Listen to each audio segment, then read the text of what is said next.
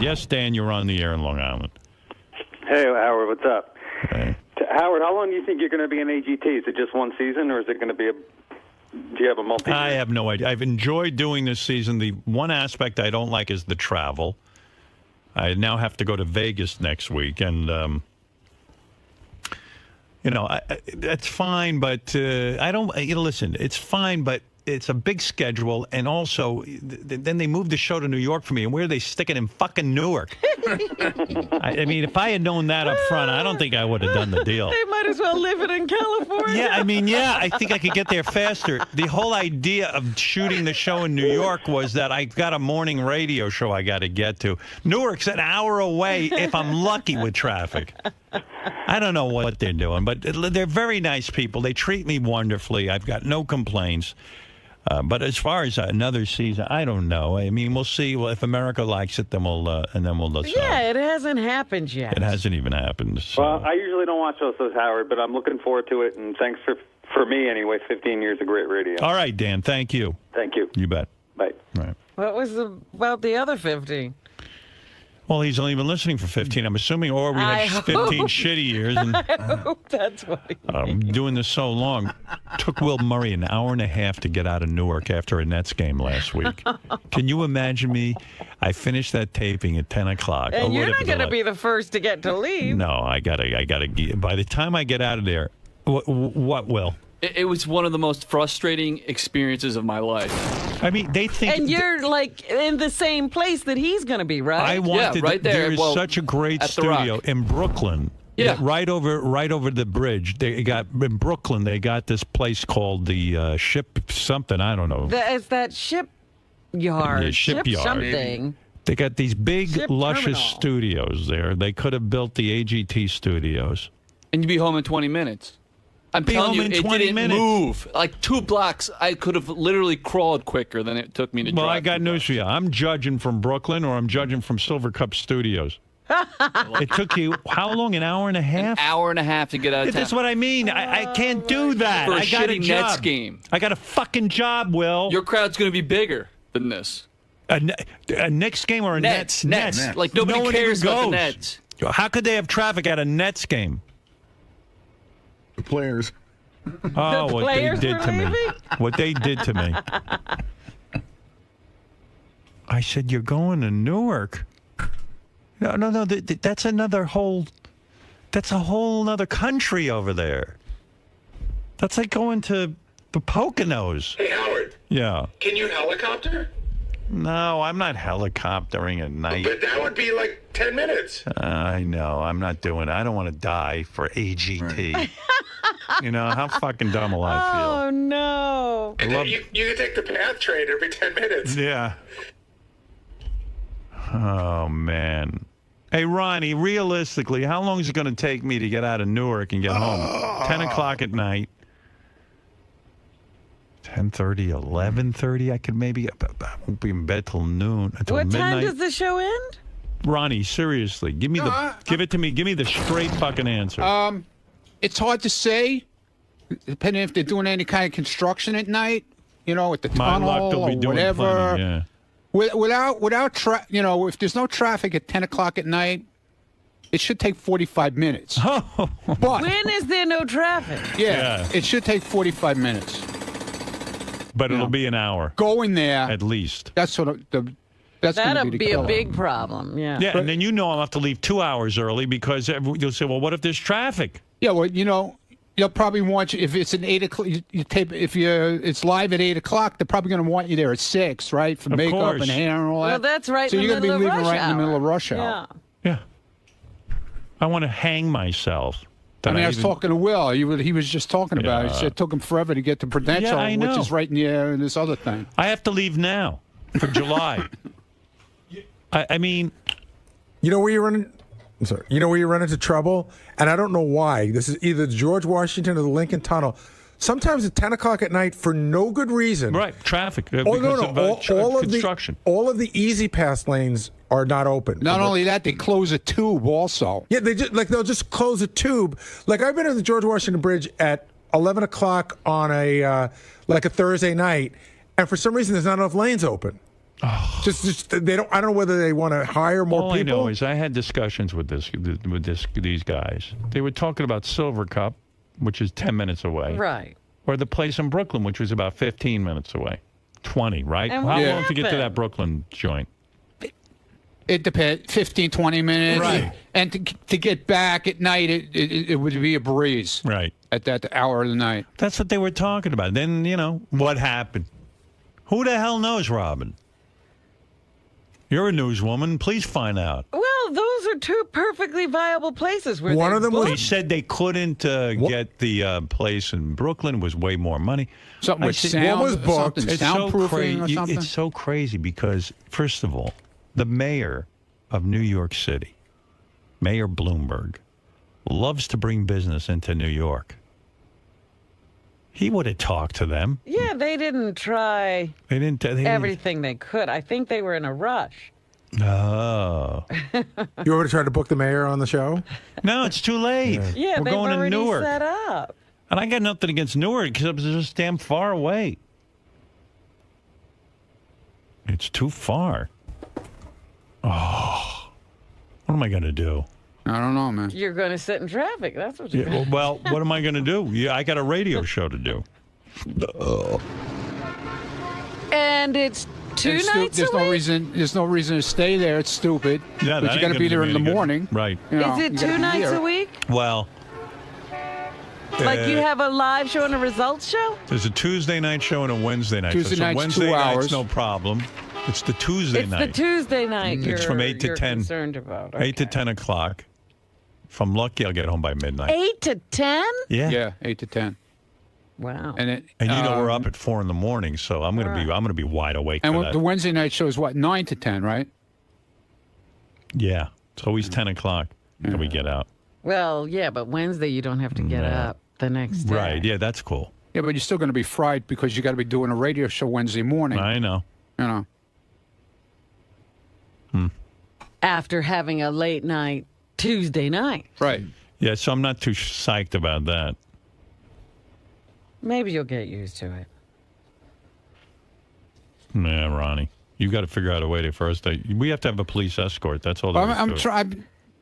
I remember when we did the pay-per-view thing there a long time ago. Yeah. The newer cops were really cool. Yeah. If you remember, they got us at it in like 5 minutes. Did they? Yeah, maybe they can figure something So out. I'm going to try and make some connections. We got time. I'm going to try and All right, great. see what I can work out. Well, all right. Get on that, Ronnie. Maybe you'll like working in Newark if they're... Ronnie, buy an ambulance, and then let's turn Well, it that's on. what I was thinking, that maybe you could buy something with a bed in it and you could just sleep. Can you imagine? Yeah, an ambulance. Ronnie could carry me out with another guy on a stretcher. Yeah, because it's going to be 2 hours getting back from Newark. Oh, my God. Yeah, just leave me in the stretcher. And then, when I get home at midnight, you're going to be I'm going to be right in asleep. bed. Yeah, sure. Sal and Richard went on the street asking people about Dick Clark, and then, they were trying to make a joke about, do you miss Dick? Do you love Dick? And all that kind of stuff. Right. Yeah, I know. Well, that's why they get paid the big money. And they went out on the street and asked people, and this one angry lady was, so angry about me when they brought up my name, and I went, gee, I haven't done any Mel Gibson type stuff. What's But, she angry about you for? she just doesn't like me, my reputation, thinks I'm gross. The usual stuff. What did you love most about Dick? Dick Clark. I loved his friendly disposition. He seemed like someone that was approachable. So are you a huge Dick fan? Or? Not real. I wouldn't say I'm a fan. I don't follow him. Now, being that you're not a huge Dick fan, would you say then you're a small Dick fan? You're funny. No. Yeah. How about we say his name, Dick Clark fan? That sounds more appropriate. Yeah, she's not a 2-year-old. She got it right away, right. you guys. Are you a small Dick fan or a big A huge Dick fan. or a huge cock fan? How did you feel about Dick's stroke? I personally feel that the way the questions are being asked, how did we feel about the incident that happened to Mr. Clark. Do you think Howard Stern would be a great replacement for Dick on New Year's Rockin' Eve? Pardon my French, but hell no. That man's insane. The man's just psycho. Have you heard him? Like, half the things that come out of his mouth are 100% bullshit. Second along, perverse and bullshit? What does she mean by She doesn't listen. disgusting, and America's already corrupt. Do we really need to hear someone that's even more corrupt? Listening to them babble on public radio? Hell, if someone wants to hear someone babble on, put me on public radio. I'll babble on for hours without putting all the corruption in America like that man does. I will honestly say I'm probably a much better entertainer than Howard Stern. Wow. Well, then go prove it. Why isn't she on the radio? Yeah. Go get millions of fans. He's grotesque. He's vile. He's just inconsiderate.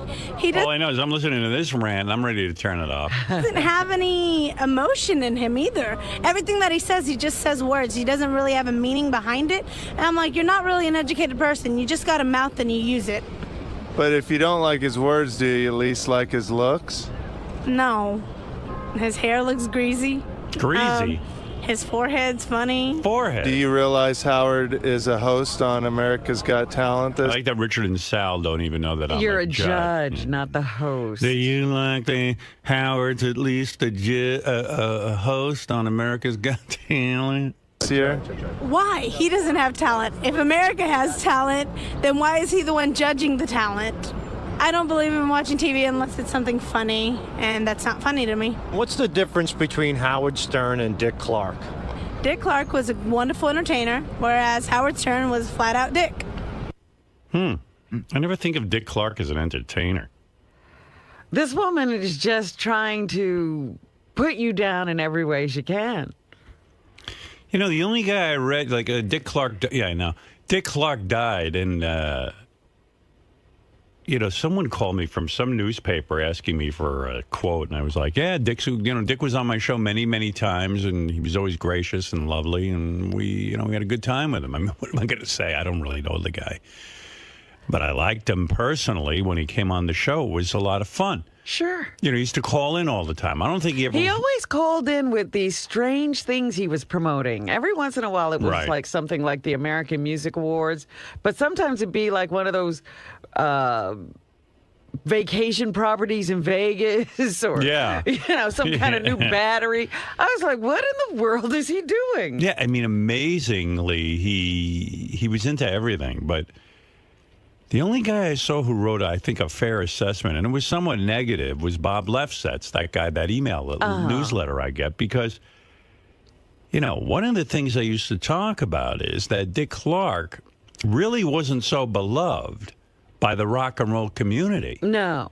Musicians did not love Dick Clark. You know, I've been reading a lot of horseshit comments about how Dick's going to be missed and all this stuff. Well, and there was a lot of what he did for rock and roll. Yeah, and I remember, I think it was George Harrison. I'm not sure exactly. But I remember reading there were a bunch of musicians who were very upset with Dick Clark because what he would do is he'd take all their music from American Bandstand and sell it. He'd make them sign a weird release where he could somehow own their music. Well, whatever that performance was, he owned it. Yeah. Yeah, he owned that performance, and and then when George Harrison said to him, "Don't you think the artist should get some piece of that?" and Dick was kind of like, "I don't think so, pal." Huh.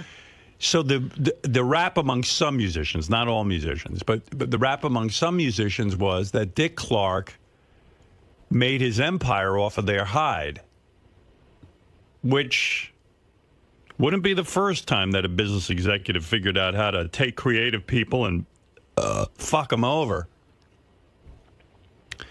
But Dick was an entertainer in the sense that he was an excellent game show host, and he made people feel good. He was a good host. I mean, I enjoyed him when he was on our show. Yeah, we had a lot and of fun. bloopers, bleeps, and blunders. He started that whole thing, and he caught on to the award show craze and created a couple of those. He was an entrepreneur. You know, he was a guy who understood what people liked, and I will miss him. I like Dick Clark a lot.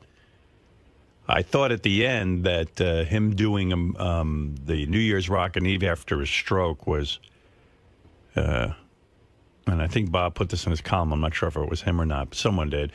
It was like unbelievable narcissism. It was like, enough, like you really don't need to be on TV. Do you realize even before, we talked about that it looked like he had plastic surgery. Yeah. And a couple of days before he died, he had surgery on his eyes, like he was going to keep going. Did he really have surgery on his eyes a couple of days before he died? And he was supposed to go in for another one the day after he died. He wanted plastic surgery so he'd look younger. No, it wasn't. I think it was cataract surgery or something like that. But, this guy was... Well, that makes sense. Down for the count. Oh, I thought you meant he had, surgery to make himself look younger or something. No, but he had plastic surgery. Yeah. That was obvious from the last appearance on... He loved being on camera. He loved being on camera. But, for me, Dick Clark represented a type of broadcasting I was never really happy with. But as I've gotten older, I understand, there's a place for all of that. Not everyone has to be outrageous. Not everyone has to be the maniac that I am. You know what I mean? Like, he did a fine job of going on and doing his thing. Kind of like Ryan Seacrest. Everyone says, oh, well, Ryan Seacrest is the heir apparent to Dick Clark. And, I don't know about that. I mean, what has Ryan Seacrest done except host American Idol? And he does have a radio show. He now produces some TV shows. Yeah, he produces some TV shows. I know he wants to be Dick Clark, and maybe he will be. I don't know. And he hosted New Year's Rockin' Eve. If Dick Clark's legacy is he understood how to be bland, then Ryan Seacrest is the new Dick Clark. And Ryan Seacrest has said, I'm happy with that. I want to be that. He's a pleasant-looking guy, a nice-looking guy who, can go on TV and, be an announcer. I guess if I was really good looking, which I'm not, you wouldn't have this personality. Yeah, right. I would be like I'd be a guy on TV going, "Hi, everybody." Ryan Seacrest. Yeah. Well, anyway, we'll miss Dick on our show because. Well, he hasn't called in years. We haven't heard from him since. Since he the had the stroke. You can understand why. No. Me neither. So, do you have kind words for Dick? I love Dick. That's it. Yeah. Dick Clark, that is. Yes. Okay. How fond are you of Dick? Well, New Year's ain't gonna be the same. How did you feel about Dick's stroke? I was like, oh no. See, now you know what that made me think of? It can happen to anyone. Right. At the end of the day, we're just human. So are you a huge Dick fan, or? I'm a fan, yes. Are you a huge Dick fan, or were you a small Dick fan? I mean, I'm a huge Dick fan. Absolutely. Do you think Ryan Seacrest will do as good? I don't like Ryan Seacrest. He's a little too arrogant and stuck on himself. Never be Dick Clark because he comes from a different era. And who's more talented, Ryan Seacrest or Howard Stern? I put Howard on it. Let Howard do his thing. Me and Howard are more close to the same. I don't like Ryan. Do you find it racist that Don Cornelius of Soul Train wasn't honored the same way as Dick Clark? I said that to myself this morning. First thing that came to my mind when I heard the news on 1010s this morning was, okay, Dick's gone, but then they didn't give Don Cornelius this. Is it a racial thing, you think? Of course. Media in America has always been racist. Being a born Afro-American, obviously, I have my point of view on it, and I live this. I don't make it up. There is a double standard, sometimes triple. Triple standard. Guy's got something, he's right. A triple standard? Mm-hmm. Well, that's just because he said he wanted you to be on New Year's Rockin' Eve. Well, I'm siding with this guy. He's my man. Sal and Richard made a phony phone call. To where else? Where do you think they made a phone? Tradio? Tradio. I said to Gary, do those guys ever make any phony phone calls to anyone else but Tradio? It just seems like... Did everything else dry up? They used to use, those cable access shows and other kind of radio shows. I know. Hey, the guys, Sal just said to me, listen, it's not Tradio they called auction radio. I know, but... It's the same kind of deal. What happened to you guys? You don't make any other... Well, guys, They're going to come in together, of course. Oh, I didn't want him to come in. Richard, what goes on? We turned in a Jack and Rod last week, and you didn't like it. Yeah, it wasn't good. With Richard Simmons. Yeah. It just seems like this is what we're best at, the Tradio stuff. All right. We've been turning in a lot of non-Tradio, but it just seems like you like these ones a lot better. Hey, I was listening to the phone call your dad made to you. Why does your dad get? Why would your mom want to shoot a chicken for going in her flowers? I mean, the chicken is just being a chicken. Well, they're supposed to know better, I guess. They are? Really? Well, you got to hear this. Here's Richard's father calling with yet another update, which I love. But this one I really didn't understand. Let me find it. Take me a second. Maybe I didn't bring it up. I mean, chickens have personalities and stuff. Yeah, but so. I mean... But that doesn't mean they understand English. Gary, where's the chicken call from? Gary, page 1, upper right-hand corner. I'm having trouble. Oh, Rich, this is your dad. We had some more excitement around here this morning. I was in the other room. All of a sudden, your mom started yelling words of gun. She run and got the gun and run outside. And I said, what the hell's going on? And one of the roosters, that young rooster, was in her flowers, up in her flower box, scratching. She was going to shoot it. She run out there with the pistol, and it run and went under my car, so she couldn't shoot it because of the car.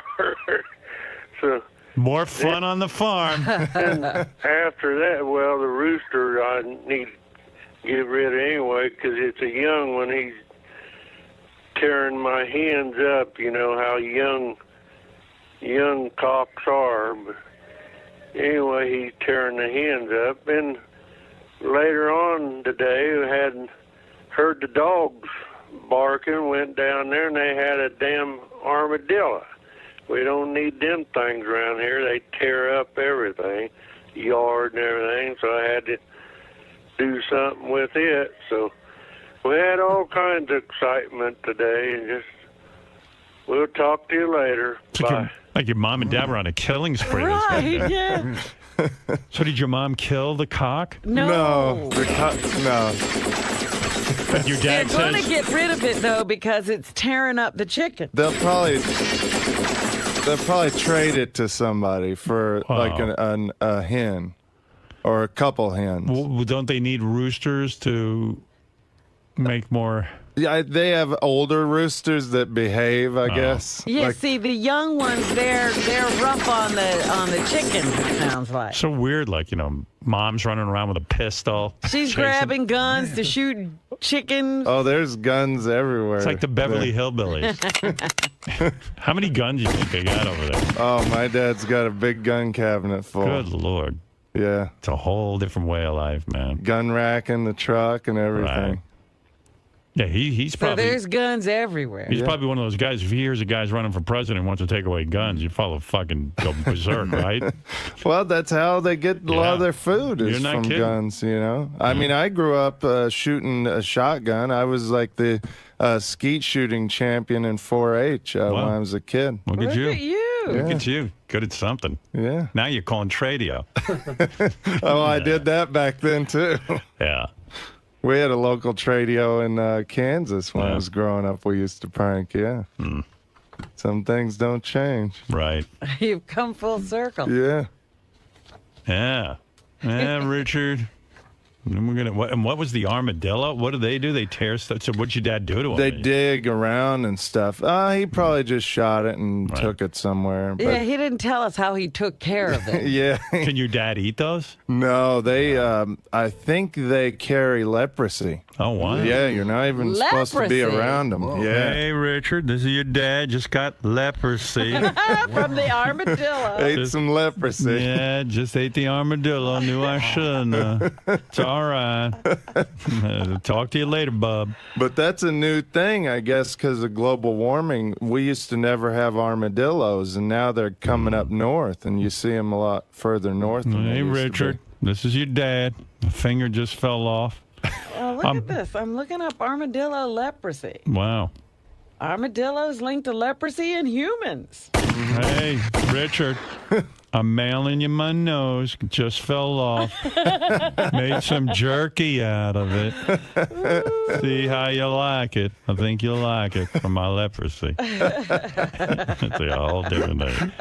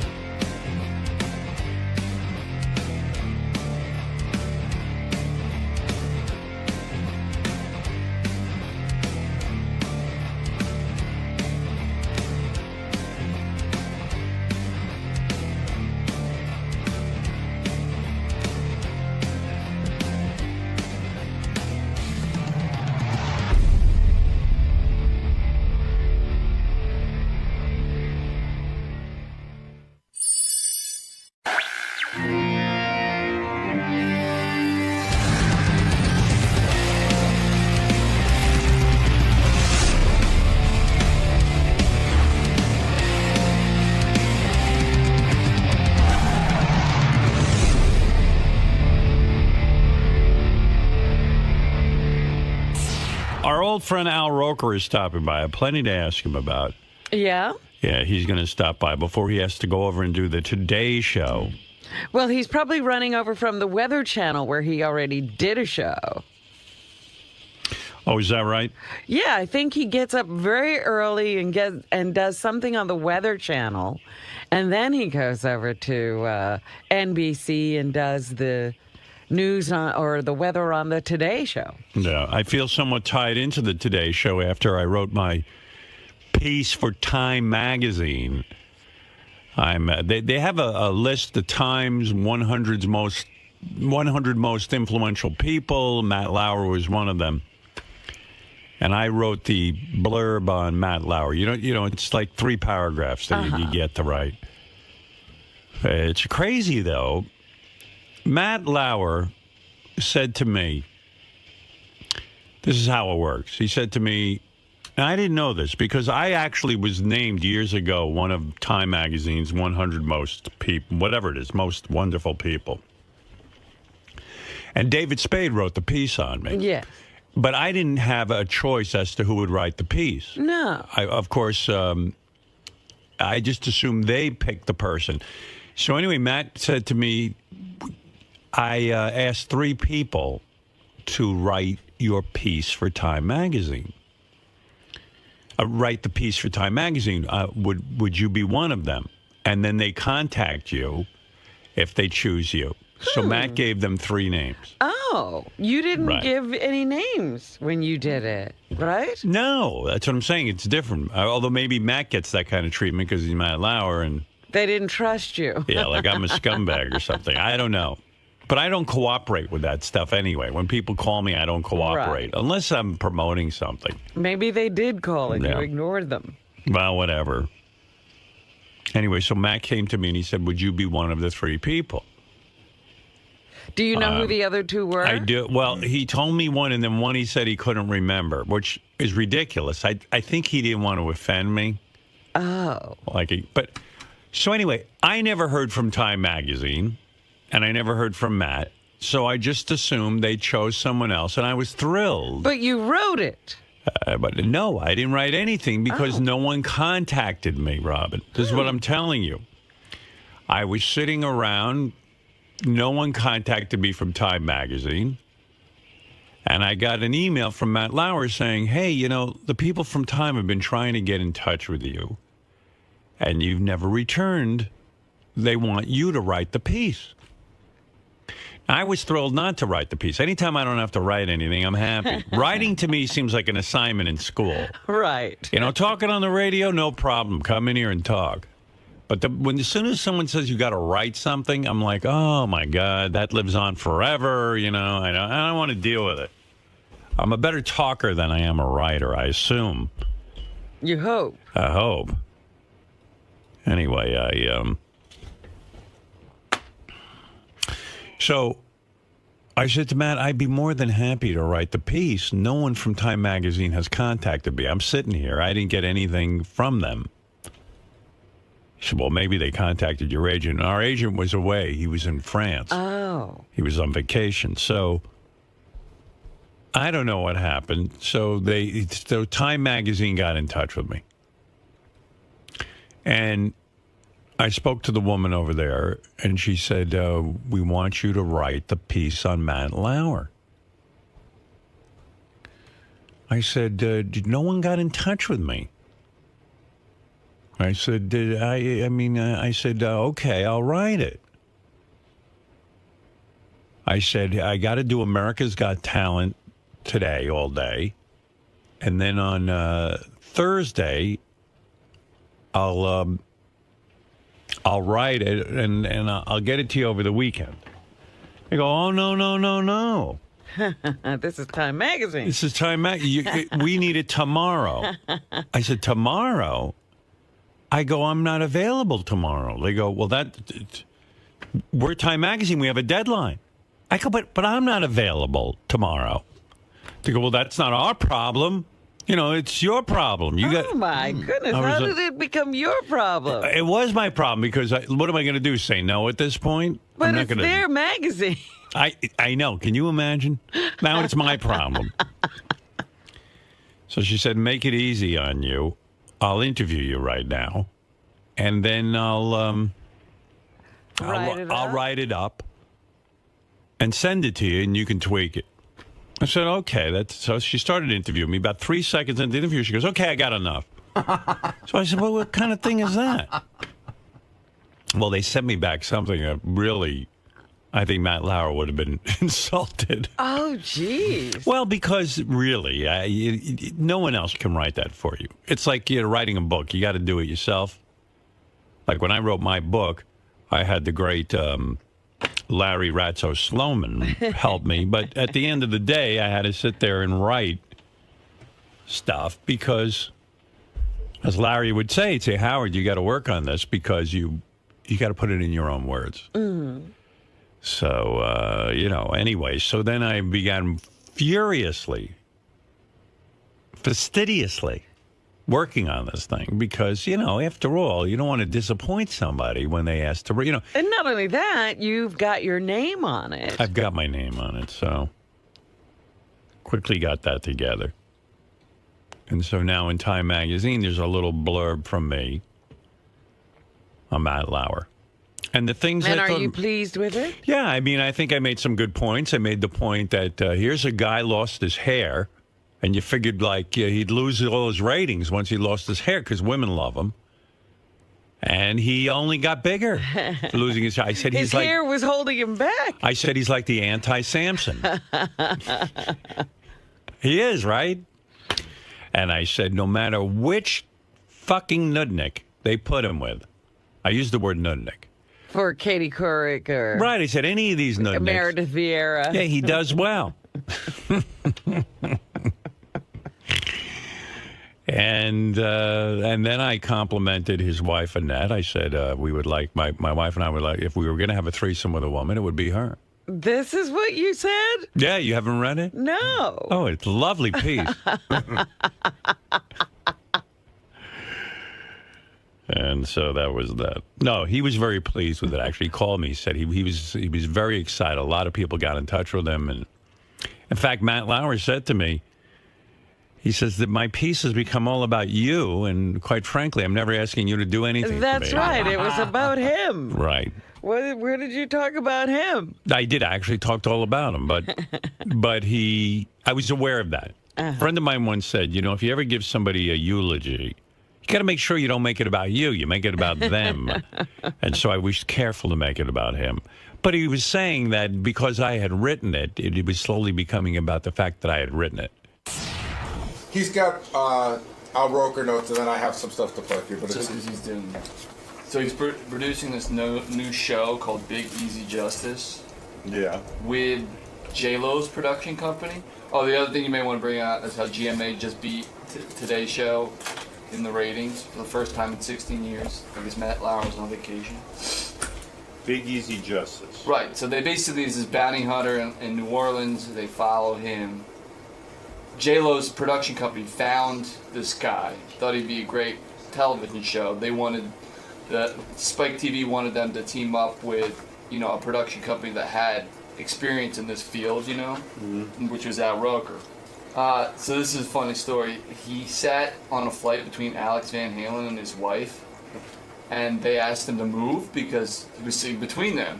But he refused to move because there was a dog in the seat they wanted to put him in, under the seat, and he was allergic to dogs, so he refused to move. I remember this story. We never talked to him about it? No. No, it's not. Great. That's a great story. In January. Al Roker is here. He's promoting yet another news show that he's putting on TV. Now, do these shows last, or does he just That's keep a good question, throwing Al. them at the wall? Hey, Al. It's a good question. Good morning. Robin wants to know, all the TV shows you have, do they last, or are you just throwing them at the wall? That's her they question. do both. I mean, DEA ran for three seasons. That's good. We're in the second season of, in fact, we just had our second season premiere of Coast Guard Alaska on the Weather Channel. And in fact, we're now starting a spin-off, Coast Guard Florida. Al, yes, the new show that you're producing it's about a bounty hunter. Yes. But the interesting thing is, you found this guy because J-Lo turned you on to this bounty hunter. I was going to say, please finish that sentence. Well, J-Lo turned you on. J-Lo is your partner in this one? Her production company is Everybody's got a production company, right? Hey, you know. Why not? How does J-Lo find a bounty hunter? Somebody from her company saw this guy tattoo, Gene Thacker, on local TV in New Orleans. Right. And thought, oh, this guy's great. So they brought him on. Does everyone make comparisons to Dog the Bounty Hunter? Everybody makes, yes. Yeah. Is this guy different than Dog the Bounty Hunter? He's different. First of all, I think he's a little cleaner. And, right. The dog still has that mullet. Yeah. It's like, what's going on? Hey, guess what? Here, note to Dog. It's no longer the 80s. Okay, right. Let's move on. So do you feel competitive with Dog the Bounty Hunter? No. Is there room for two bounty hunters? There's room for, look, I mean, there's room for Lord knows how many, pawn shows and how many storage shows. How many tattoo shows are there on? That's right. Now there's 17. I mean, come on. So you're saying you found the bounty hunter from J-Lo. J-Lo's production company called you. They didn't call me. They brought this guy to Spike and Spike TV, which is where this airs tonight at midnight. And Spike midnight. Said, yeah. Whoa! Stop the clock. Well, it's kind of a late night show. Is it? Yeah, it's a little gritty. Oh, because there's sex in it? Or no, there's no. What is he? No, he there's first has sex and then he arrests. No. I'm going to fuck you, then I'm going to arrest you. He may, but not on our show. So it's gritty because there's rough language. Yeah, there's some rough language. Do they allow the language to be heard, or they beep it? They beep it. They beep it. They beep it. But still, people get offended. Yeah. So right. In any event, they took him to Spike. Spike said, "It was great. We like this guy, but you've never done a show like this." But now Roker's production company has. So why don't we get them together? A guy, Russell Muth. He was here last time I was here when we were talking. I see. Because you've had experience doing gritty kinds of documentary type shows. Yes. Reality shows. Yeah. Well, I like documentary. I like the first. They said to J-Lo, "Listen, J-Lo, what the hell do you know about?"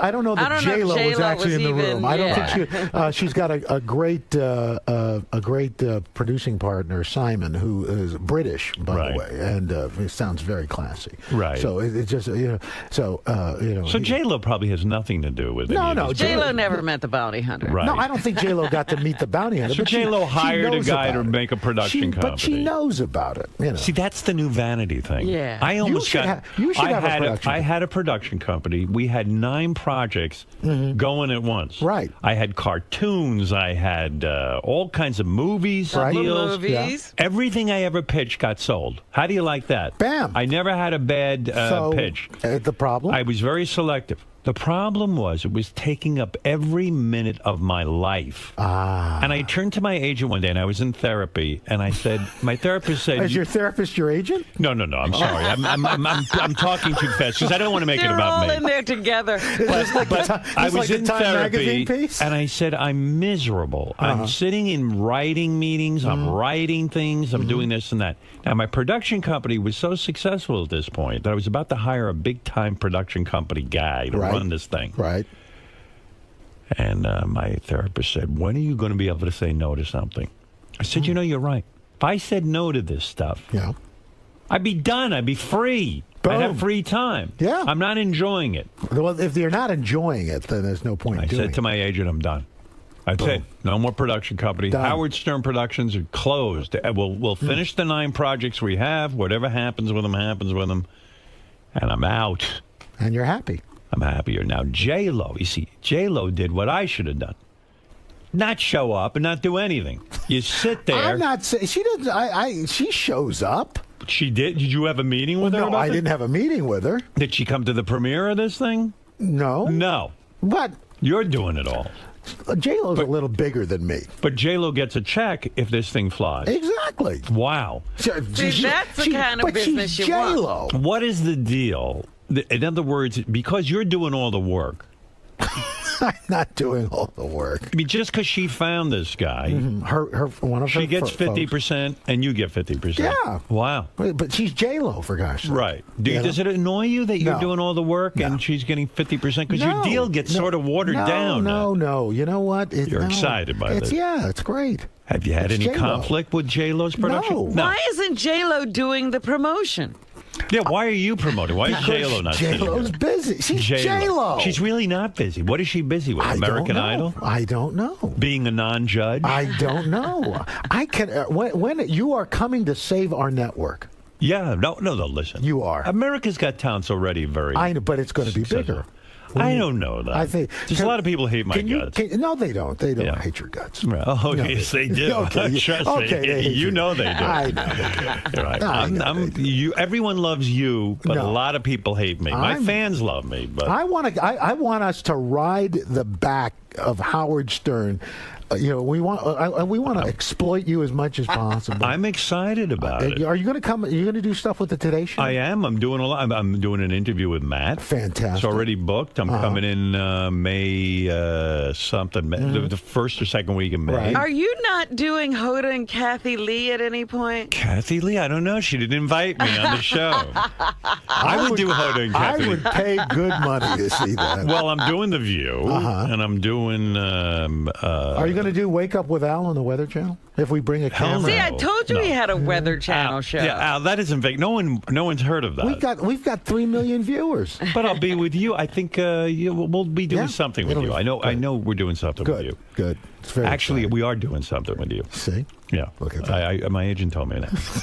No, I'm being serious. During a therapy session. You're right. He's a very good therapist. He actually is like a therapist. Agent/therapist. But let's get back to you. Okay. All right, let's get back to me.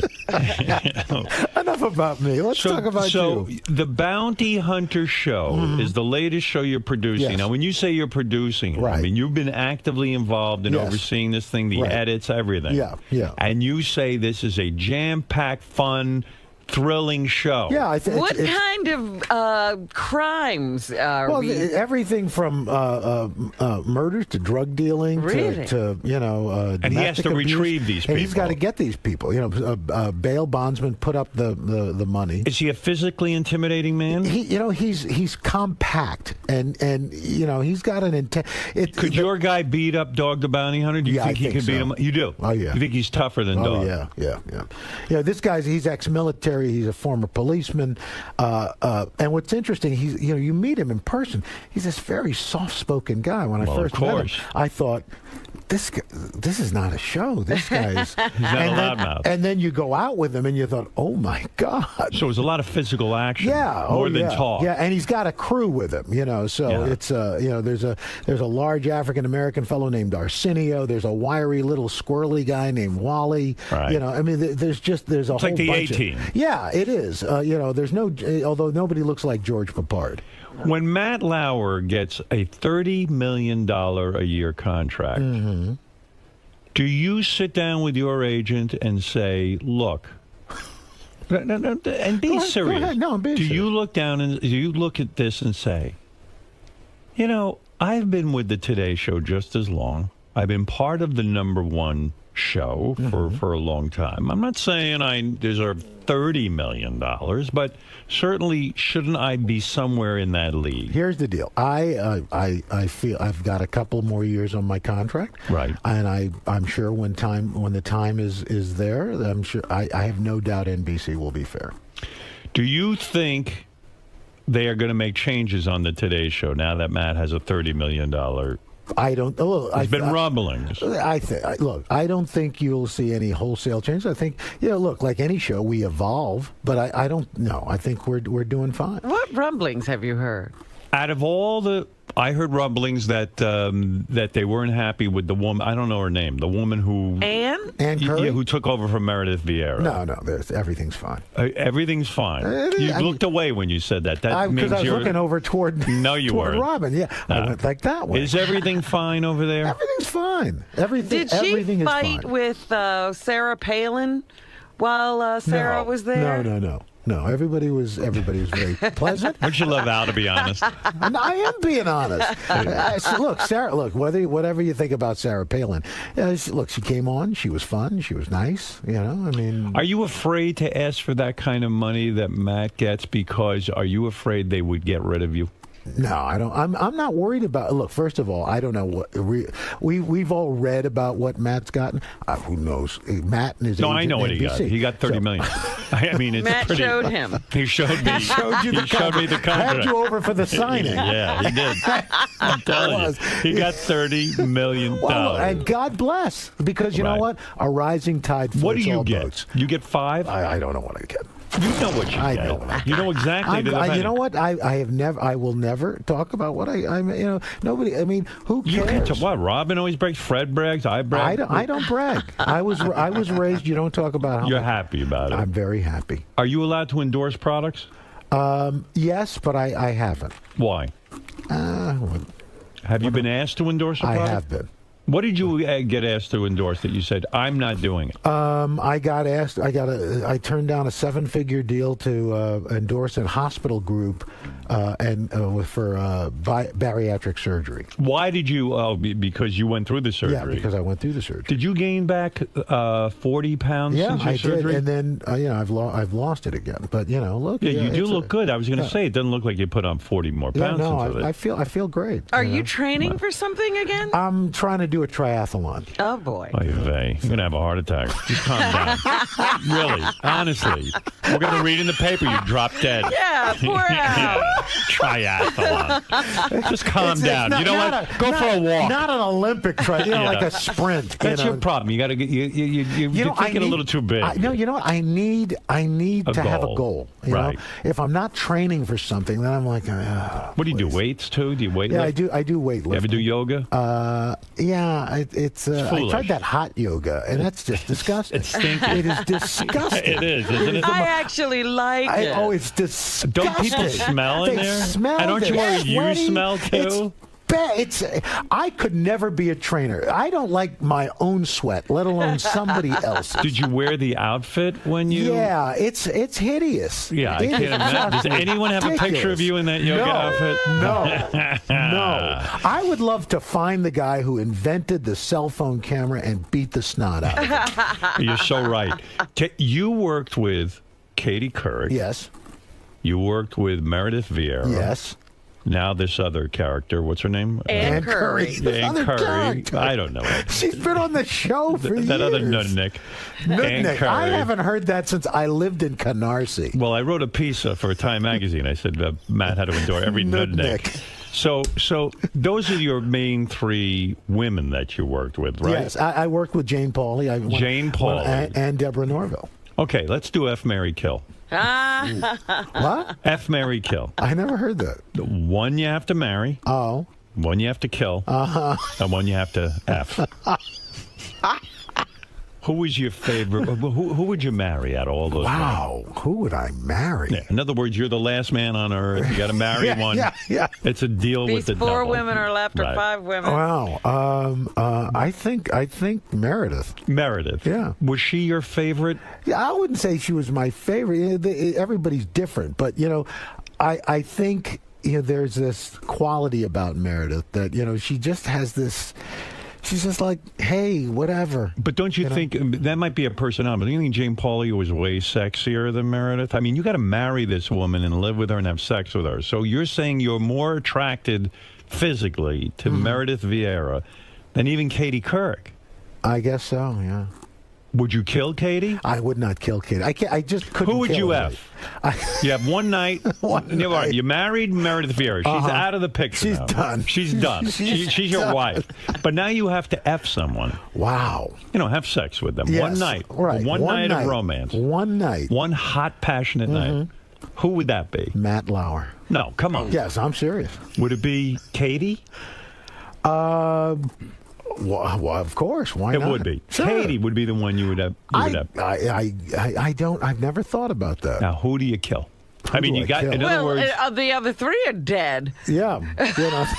No, they're not. Well, they can't be married or effed anymore. Well, no. The other 2. There's Katie's Deborah Norville. Right.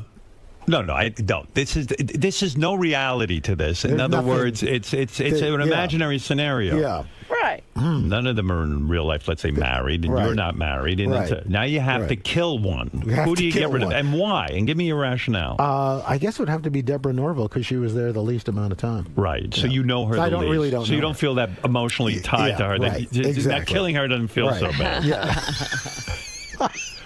Was Meredith Vieira your favorite person to work with on the Today Show? No, you know what? I loved working with Katie. I love working with Ann. It's like when people say, "What's your favorite barbecue?" I said, basically, what the barbecue I'm eating, I'm with right now that I'm enjoying. Really? Is that? Yeah, come on! I'm serious. I mean, that's such a diplomatic answer, but Al. it's true. I'm telling you. When you're there in the moment. Yeah. See, you've worked with Robin forever. That's right. You've never not worked with Robin. Right. But if somebody else came along and you think he would never enjoy them as much as me. But he would, but in a different way. I don't know. It's a completely I don't know different. that. I think I could make that call and say, you know what? Robin was great, and no one would. I've worked with other people; they're just not as good as her. But that's not necessarily because you haven't worked with anybody else. But I have worked with other people. But before Robin, I worked with other people, and they weren't anywhere near But for Robin. how long? Yeah, that's the not that's a long the point. time, Yeah. but enough to know they were not as good as Robin. Because you didn't work with them long enough to find out. But you did.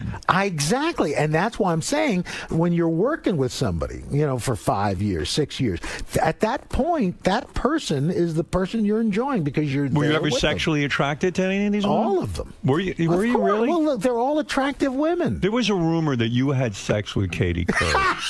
Is that true? There was no rumor. Yeah, I read it. There was no rumor. I wrote it. You wrote it. You must have written it, and then you read it. There's no rumor. You never get attracted to any of them when you work with them. I mean, look,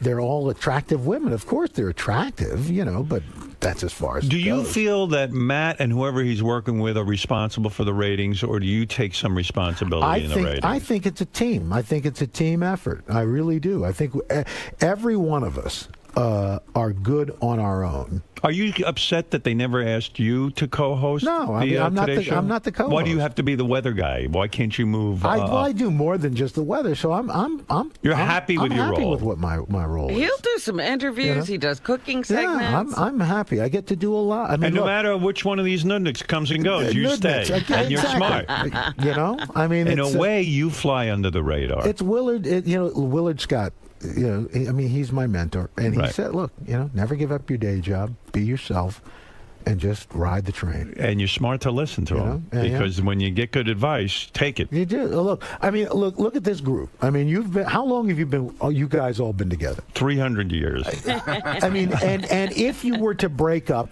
I guarantee you, not one of you would have the amount of success you've had together. I agree. You know, and that's the way it is. Is Matt Lauer condescending to you ever in the sense that he's like, hey, you're the weather guy, shut the fuck up? No, he is.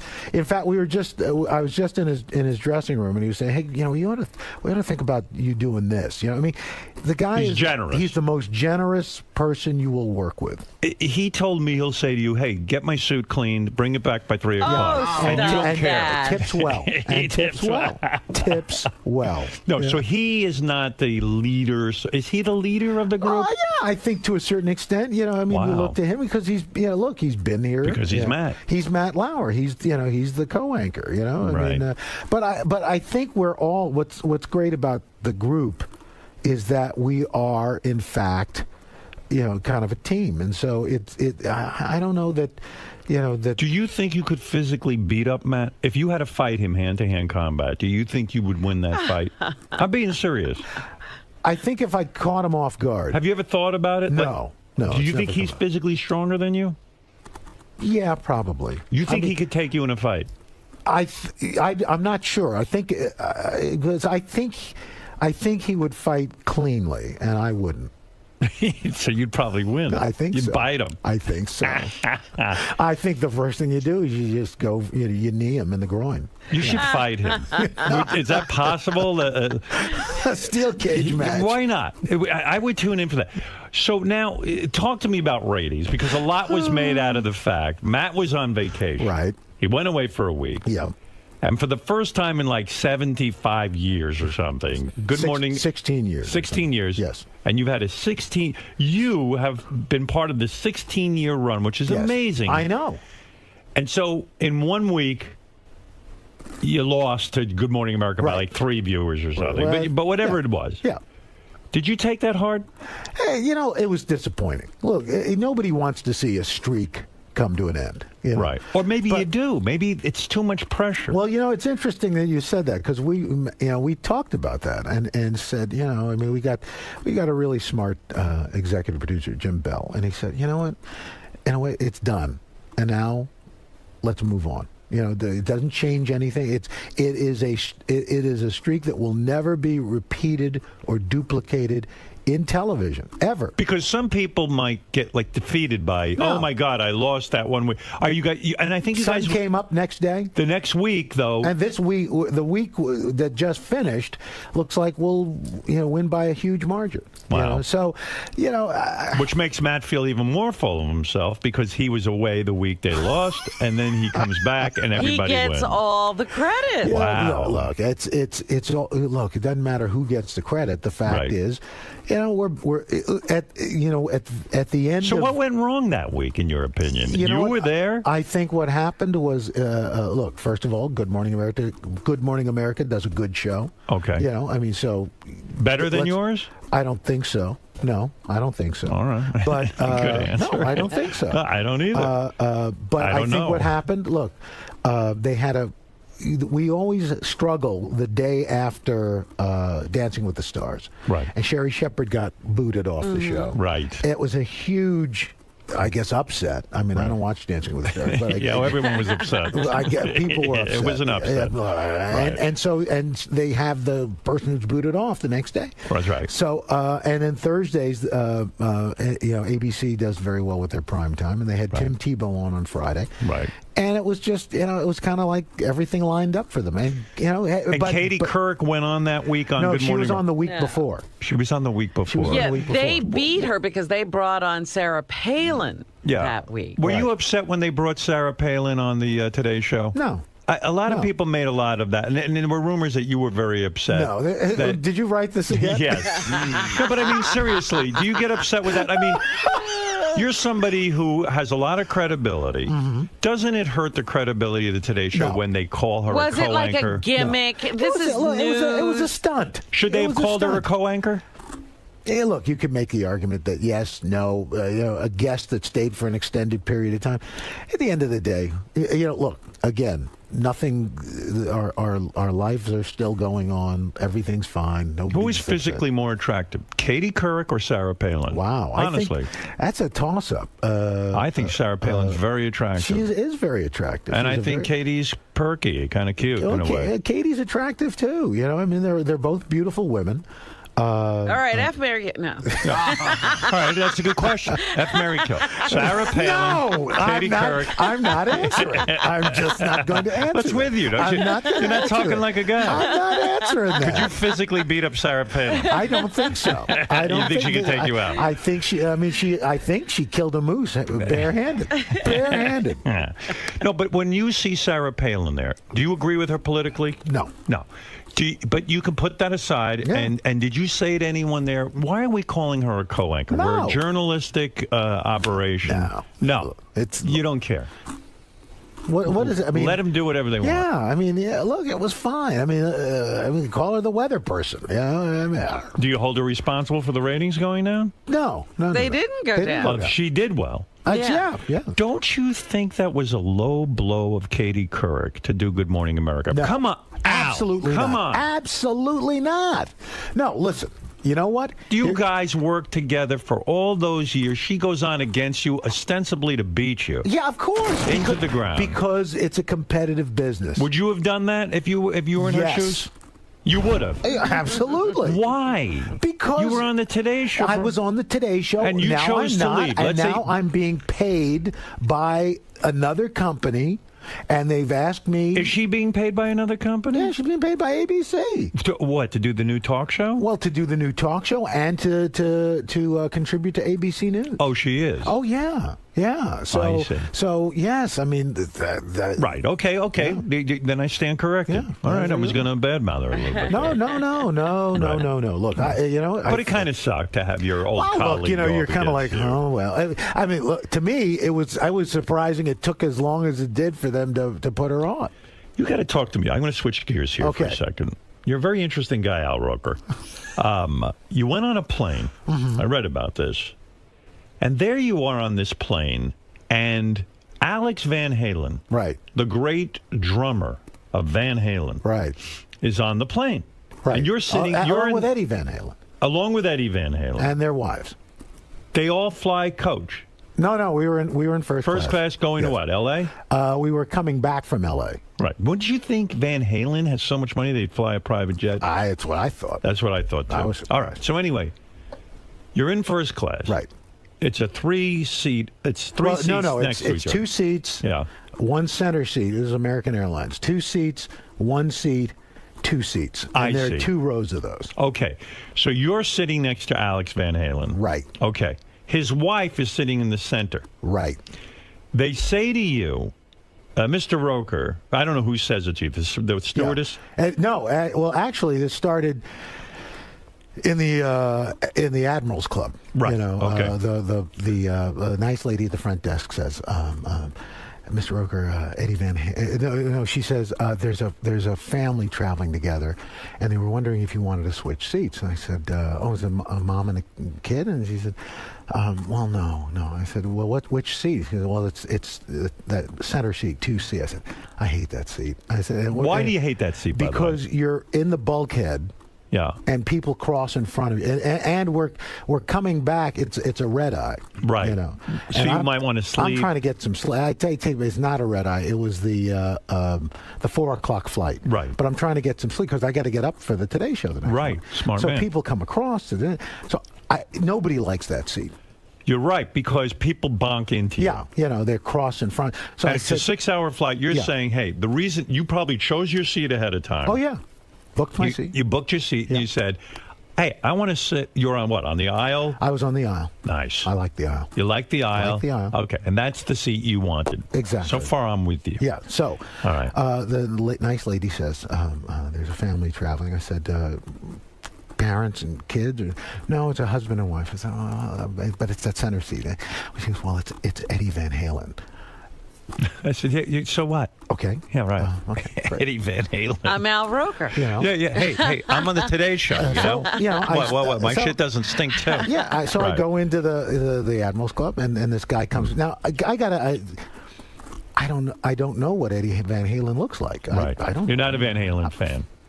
Yeah. Right. Hot for Teacher, none of them. Doesn't matter. He's not Bon Jovi. Okay. You're more of a Bon Jovi I like guy. the Bon Jovi.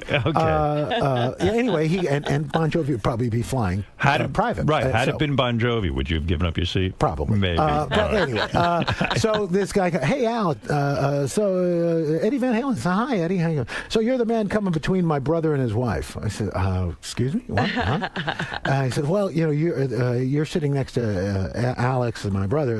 Alex, hi Al. And I said, yeah, Eddie, that middle seat, it's just bad, and I got to get some sleep. And, well, why doesn't Eddie give you his seat if he's got? Well, that's the thing. Yeah. So anyway, the long and short of it is, we get in the plane, and his wife gets on. Alex Van Halen's wife gets on, and it's just is pitching a fit. She's just really upset. And she says out loud for people to say, "This is the worst seat on the plane." Yeah. But she wants you to take it. Yeah. I should take it? Right. Really? Yeah, you should give up your seat. Somebody should take it besides her. No, I think not. What the fuck is wrong with people? Excuse my French. I know you're a clean guy. Well, by the way, why don't you switch? Why doesn't Eddie switch with you? Right. So she's causing a ruckus on the plane. Causing a ruckus. The flight attendant is... and now you're probably like ready to kill yourself because you're a very unassuming guy. I just want to get on the plane. And you would have helped them out if it was a comparable seat, or if it was if it was a mother and a child or a father. You would have done it in a second, right? In a second, because you'd want someone to do that. But these two nudniks don't need to stick. Right? Yeah. It's like guess what? You're gonna hopefully spend the rest of your lives together. 6 hours. You'll get through it. It's happened with me and Deborah. And secretly, I know Deborah is thrilled. We're not sitting together. Probably Alex was happy to sit next to you. Alex wasn't screaming. And by the way, Alex was just sitting there. Alex could not have been nicer. Could not have been. You could tell he was mortified by his wife's behavior. You could tell it. I mean, he had to put up with Eddie Van Halen's behavior, David Lee Roth's behavior. Now he's got a wife who carries on like a The special loon. services person comes over and says, "Mr. Roker, we have another seat over there at 3B. If you could you?" I said, and I look over, and there's a guy with a dog, and I'm allergic to dogs. Right. I don't want to sit next to this guy with a dog. I mean, good Lord. I said, I can't. There's a dog. If you could, and she goes, well, I can't move the guy with the dog. I said, well, I'm sorry. So, and then we get back. How long did she carry on for? Just is throwing things down. They didn't throw her off the plane? He gets up and he's trying to console her. He offers to switch with her. He goes, I don't want to sit next to him. What is wrong with you? What did you do wrong? I smelled pretty good. I'm fine. I don't want to sit next to him. Yeah, so anyway, the flight attendant comes back to them and says, we found 2 people in business who are willing to move and switch. So these 2 guys, these 2 brothers who were getting ready to go to Antarctica, come get their seats. Yeah.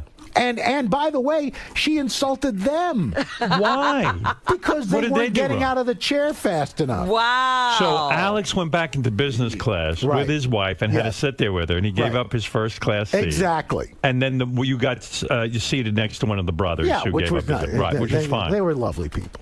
Yeah. And did you, when something like that is going on around you, because you seem like a together guy, but what do you feel inside? It's like, I'm just trying to get home.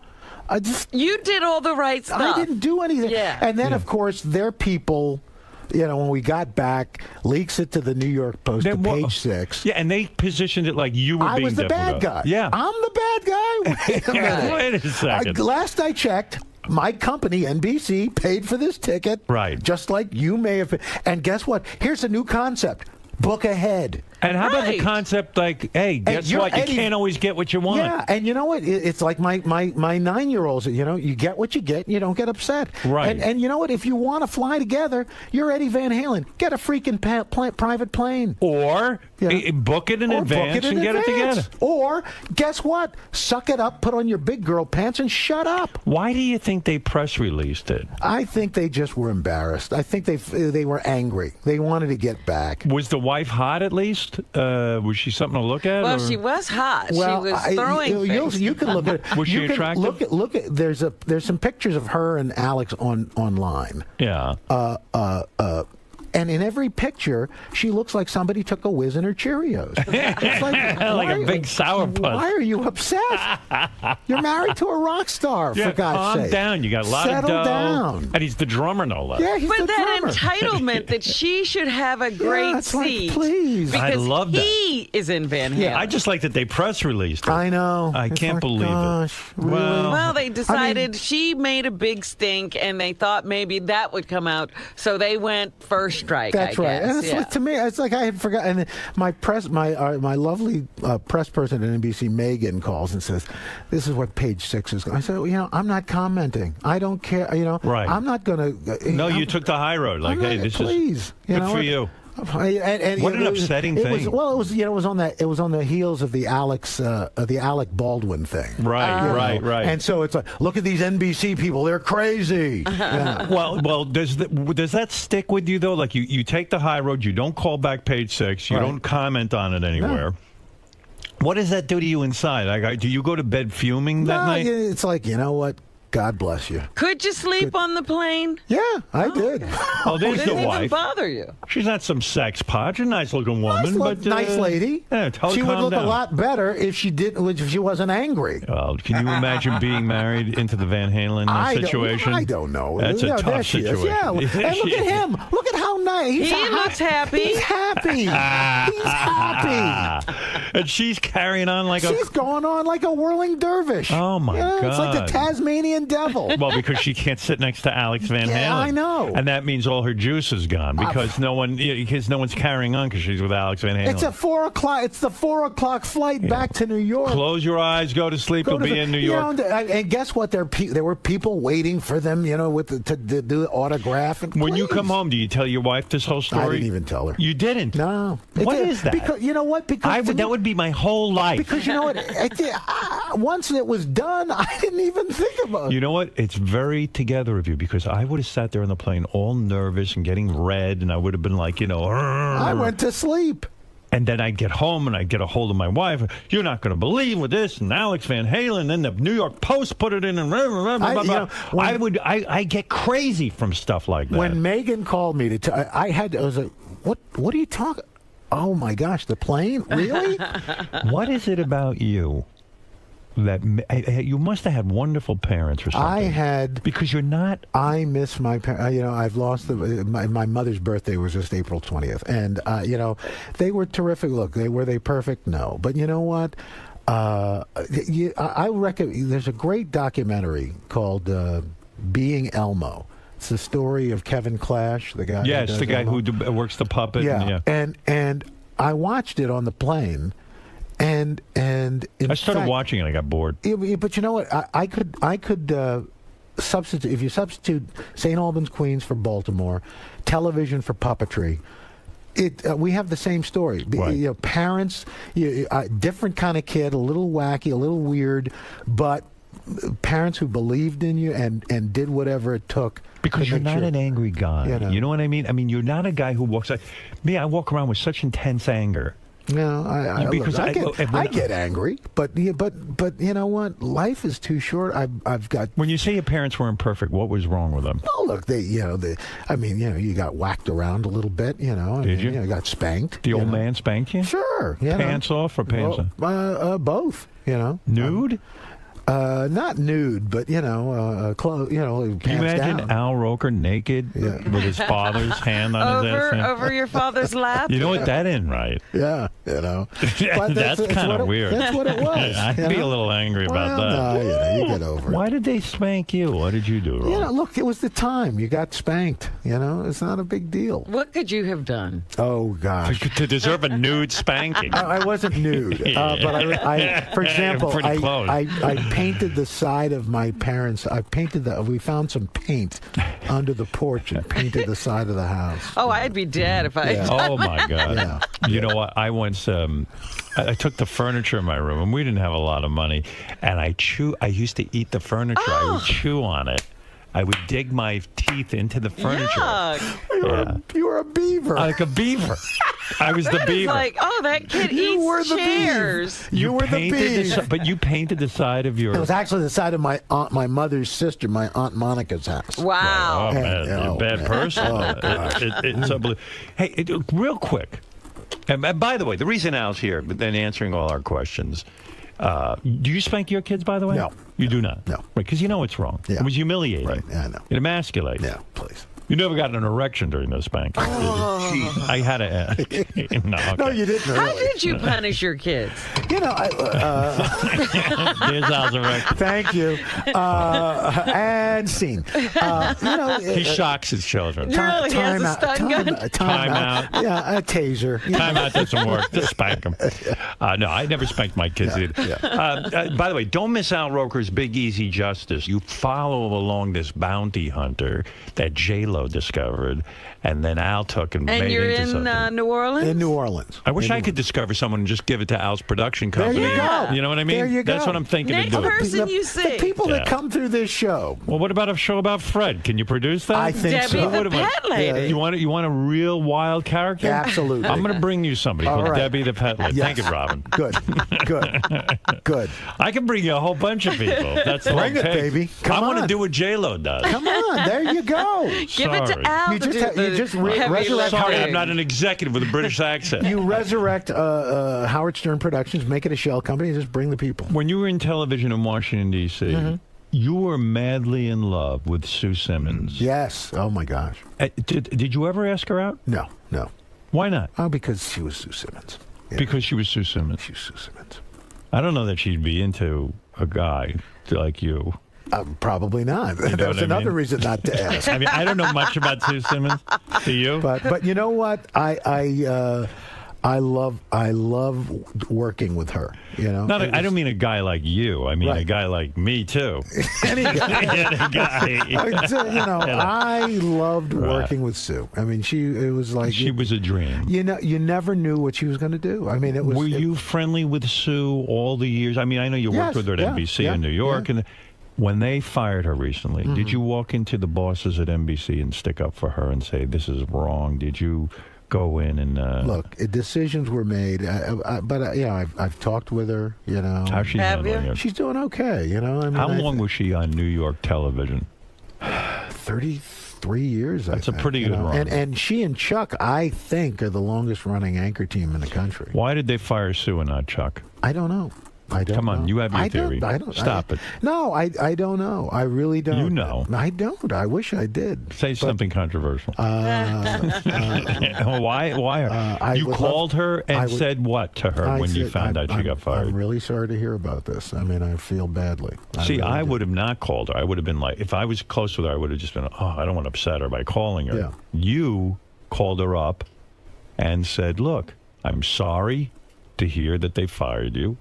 Did she burst into tears? No. I think she's a smart woman. She knew it was coming. You know, right. When she didn't get angry and go, "Oh, this business sucks. Look what they did to me. It's ageism." No, I think she was somewhat resigned about it. It's harder for a woman as she gets older. Yeah, well, it's harder for all of us as we get older. Well, Chuck becomes distinguished, and Sue becomes an old bag. But for women, I wouldn't quite. Well, you know what I mean. Look, 33 years is an incredible run. I don't think many men could say they had that kind of a run. Not in the same in job. New York television. That's so. What is she going to do now? I don't know, but I don't think.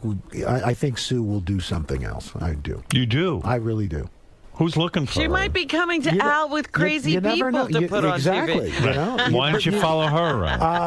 like the bounty hunter. The interesting thing is Sue, everybody thinks Sue this wild, crazy. She has a very quiet existence. Are you going to work the Olympics for NBC? Yeah, oh yeah. Yeah. You're going to be over in London? In London, jolly old England. How long are you going to be there? We're going to be there almost 3 weeks. You bring the wife or you're on your The own? wife and the kids are coming. Oh, no Yeah, kidding. Deborah and the kids are coming. No fun for Al. Yeah. Oh. They'll only be there for a week. No. I want to suggest a new TV show for your production company. Sue the Bounty Hunter. Now listen to this. Sue Simmons has a whole change of life. What do you think? You don't like it? I don't know if that would go. Sue Simmons, bounty hunter in training. I don't know that would happen. Put her on with this other guy. How about her sidekick Regis? Sue the Bounty Hunter with her sidekick Regis. Get Alex Van Halen's wife to be a bounty hunter. How many more years on the NBC contract for today? I think another 2 or so. Another 2. Yeah. If they say to you in 2 years, do you think you're going to think about retiring? I don't plan on it. No. You're still a young man. I'm a young man. How old are you now?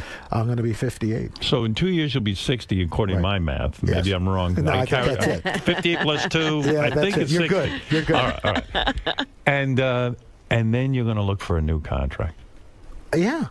You're going to do this as long as you can hold on. You stay on the train as long as you can. What do you think of this show? Sue Simmons, Coast Guard captain, where Sue studies. Put Sue on a boat. Put her in the what do you think of that? bounty hunters. I think Sue. But I do believe. Thank you. Hey, here comes Sue Simmons. There you go. All right, look, Al Roker. Yes. You are something else. When you're not on planes disturbing people, or producing television shows, or spanking the kids, or getting spanked at naked.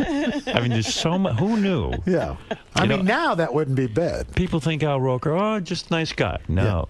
You're a deep individual.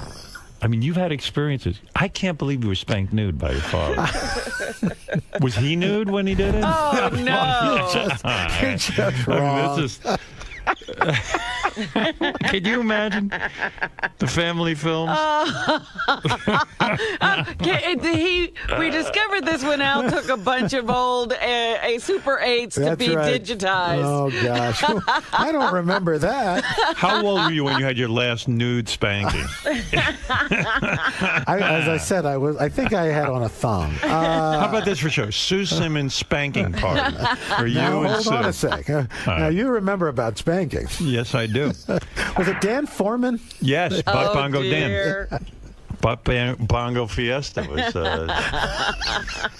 Al. One of your greatest achievements. You are a delight. You're keeping the weight off. You're looking at a triathlon. Well, that's running, biking, and swimming. Yeah, swimming is the hardest part for me. Swimming's the toughest. And if you ever see a triathlon, they all swim over each other. Yeah. Oh, it's brutal. It's brutal. I went to one. No, I know. Are you talking about a full-on triathlon? Or you You're not talking about an Ironman. No. God, are you crazy? No, what mileage are we talking about? I think it's a sprint. I think you swim something like 500 yards or something like that. You bike 15, 16 miles and you run 4 or 5 or 6 miles. Oh, you can do that. Yeah. I thought you were talking about like a triathlon. No. We're not talking Ironman. No, okay. That's insane. Just want to try something new. Yeah, something different. All right. Yeah. Listen. Al Roker has said it all. He said too much. Yeah. Probably.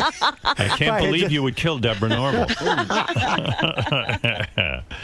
Wow, is that the headline or what? Yeah. Al Roker says he would kill Deborah Norville. I know. I was hoping you had forgotten about that. What happened to her anyway, Deborah Norville? She's doing Inside Edition. Oh, she is? Yeah. Oh! Wow. Hey, Deborah Norville has done okay. What happened to Jane Pauley? Jane Pauley, she does pieces for us. She does? Does she? Yeah. They throw her a bone once in a while. Yeah, I know. She's doing well. Well, good for her. Yeah, good. I mean, her kids are grown, When they fire this new, what's her name? They're not firing. Ann Curry? Stop that. Want to take money on that? Come on. Stop it. I read the paper. Let's say they fire her. Would you want to see Meredith Vieira come back to the Today Show? I'm not even. Meredith isn't coming back. She's not coming back. She's got. She just produced a movie. Who would you like to? Let's say Ann Curry gets hit by a car tomorrow. Wow. Okay. Let's say. Who would you want Rachel Fine. Who do you want to have take over that slot? Gosh, I don't know. Sofia Vergara. No, come on. Is there anyone you have in mind? Sofia Vergara. Is there anyone currently on your Today Show periphery that you think could step into that co-anchor chair? With Sarah Palin. No, come on. Who do you think could do it? I don't know. There are any number of people who could do it. I mean, look, that's the great thing about the Today Show. We've got a lot of people. Right. We've got people. What about Lindsay Lohan? Would you ever consider her? Wow. Are you brought in on decisions like that? Did they come to you? Never. Are you serious? What do you think of Chaz Bono, maybe? That's about as random a point. I don't know. I'm trying to think of people. What I do is I throw out names. Chaz Bono. See what sticks to the wall. Wow. Wouldn't she be terrific? He. Do you consider him a man or a woman? I haven't thought about it. You're so afraid to get... No, I haven't thought about it. When you look at Chaz Bono... he says he's he, then he's he. You're fine with that. You side with the transgender community. Hey, look, I'm not dating him, so what the heck? Are you afraid of controversy because you're on the Today Show? In other words, would you come out and say, I am pro-abortion? No, I wouldn't come out and say it's not because I'm on a news show. I'm not going. You won't give your opinion on that. No. What do you think of these news guys who give their opinion? Well, they're not news guys. I mean, you're talking. You cease becoming the cable news. I think you're for abortion. I think you like abortion. So I would just like say me. that. I'm for abortion. But you don't like it. I do like it. No, you don't. Oh, you don't understand him. He has been raving about abortion for years. People in this world who are unloved, unwanted. You know it's hard enough when you're loved and wanted. I understand that. Of course. Abort. Look, listen, here's the deal. My parents adopted 3 kids. Well, there you go. That's wonderful. My oldest girl's adopted. All of these jerk-offs who run around, women shouldn't have abortions, I don't see them adopting anybody. They just want more babies in the world, but they don't want to take care of them. Well, once they're born, then their job is over. Yeah. It's unreal. I hear you. But you don't weigh in on any of the topics of the day. No. Even Trayvon, you're not involved in that. You have a personal opinion. Yeah, but I can't. But it's a news story. I can't. Looks to me like the kid was it was a racial thing. Look, I mean, on the surface, yeah. I mean, you got to assume. But look, can I say that? No, because I'm on a show that's covering that story. Does that kill you sometimes? Do you ever want to give your opinion? Sure. Oh yeah.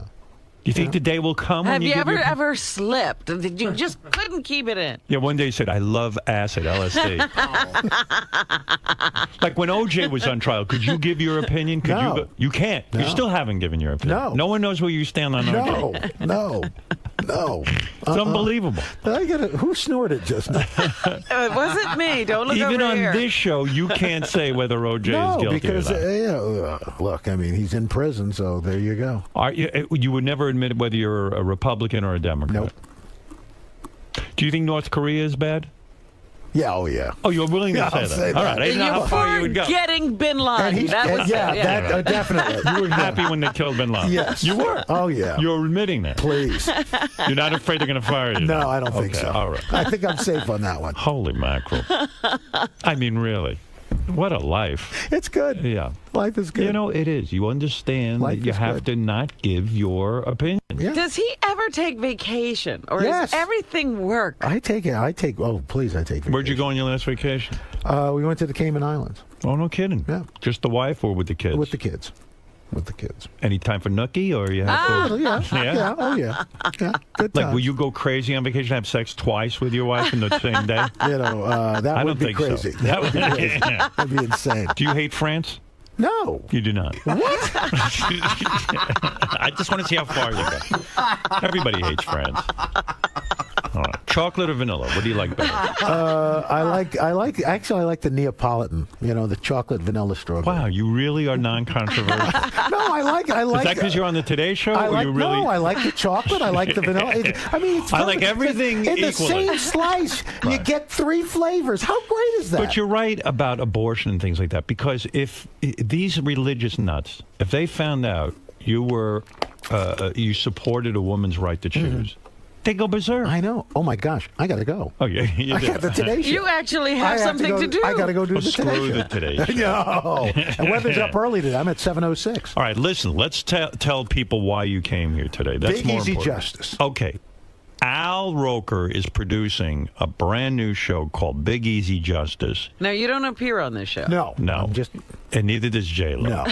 And she won't even promote it. But she's involved. And what we're talking about here is a bounty hunter. Yes. We follow him everywhere. And Al All has throughout New personally Orleans. overseen this project to make sure you see the nitty and the gritty. Right. So, Al Roker's Big Easy Justice.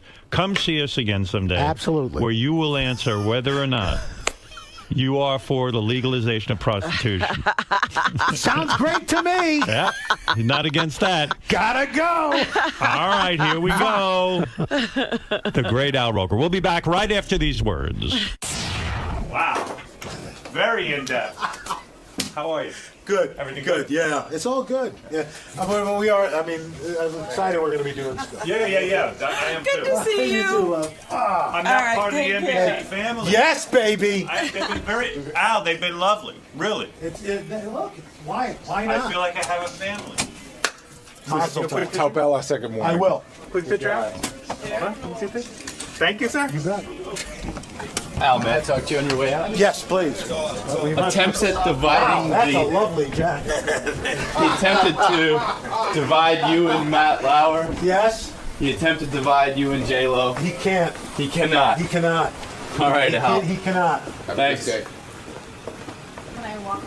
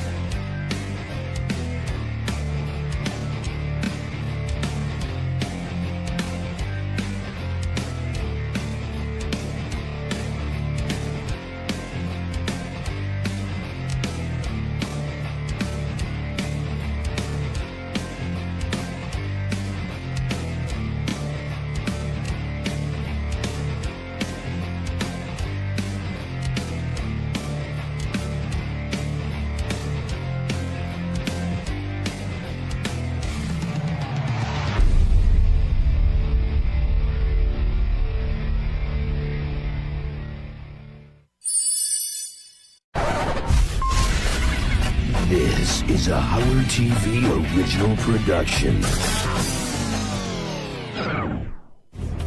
On this episode, Howard helps put Champion Magazine on the map by shooting their cover. I have to turn you sort of this way. And Ramen gets her own radio show, The Chatter.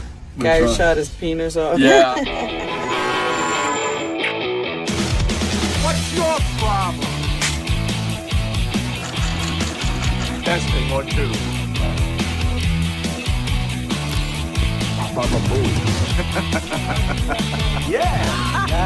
Hell yeah.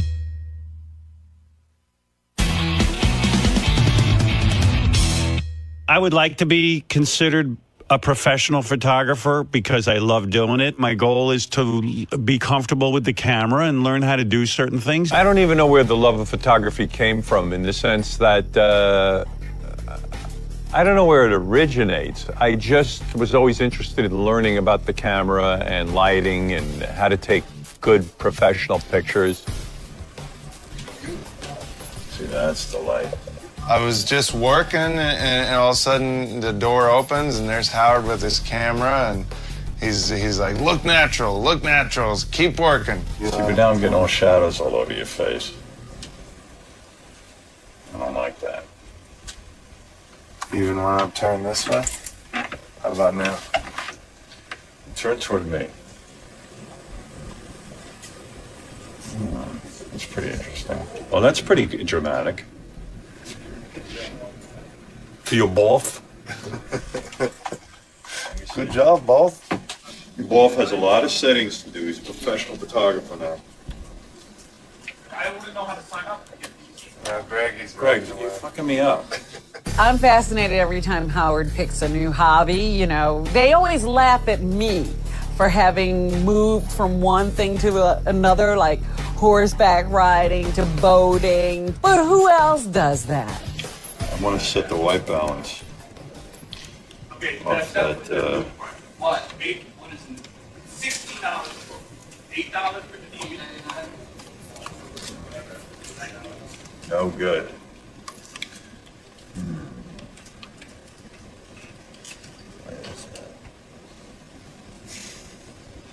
It was definitely harder to act natural and pretend he wasn't there for a couple different reasons. Because it's Howard, and because he has a camera, and because he wants to see me working, and he wants me to look good, and I don't look very good. I known I was going to get my picture taken, I would have showered today. The way it's going, I don't think you're gonna get your picture taken.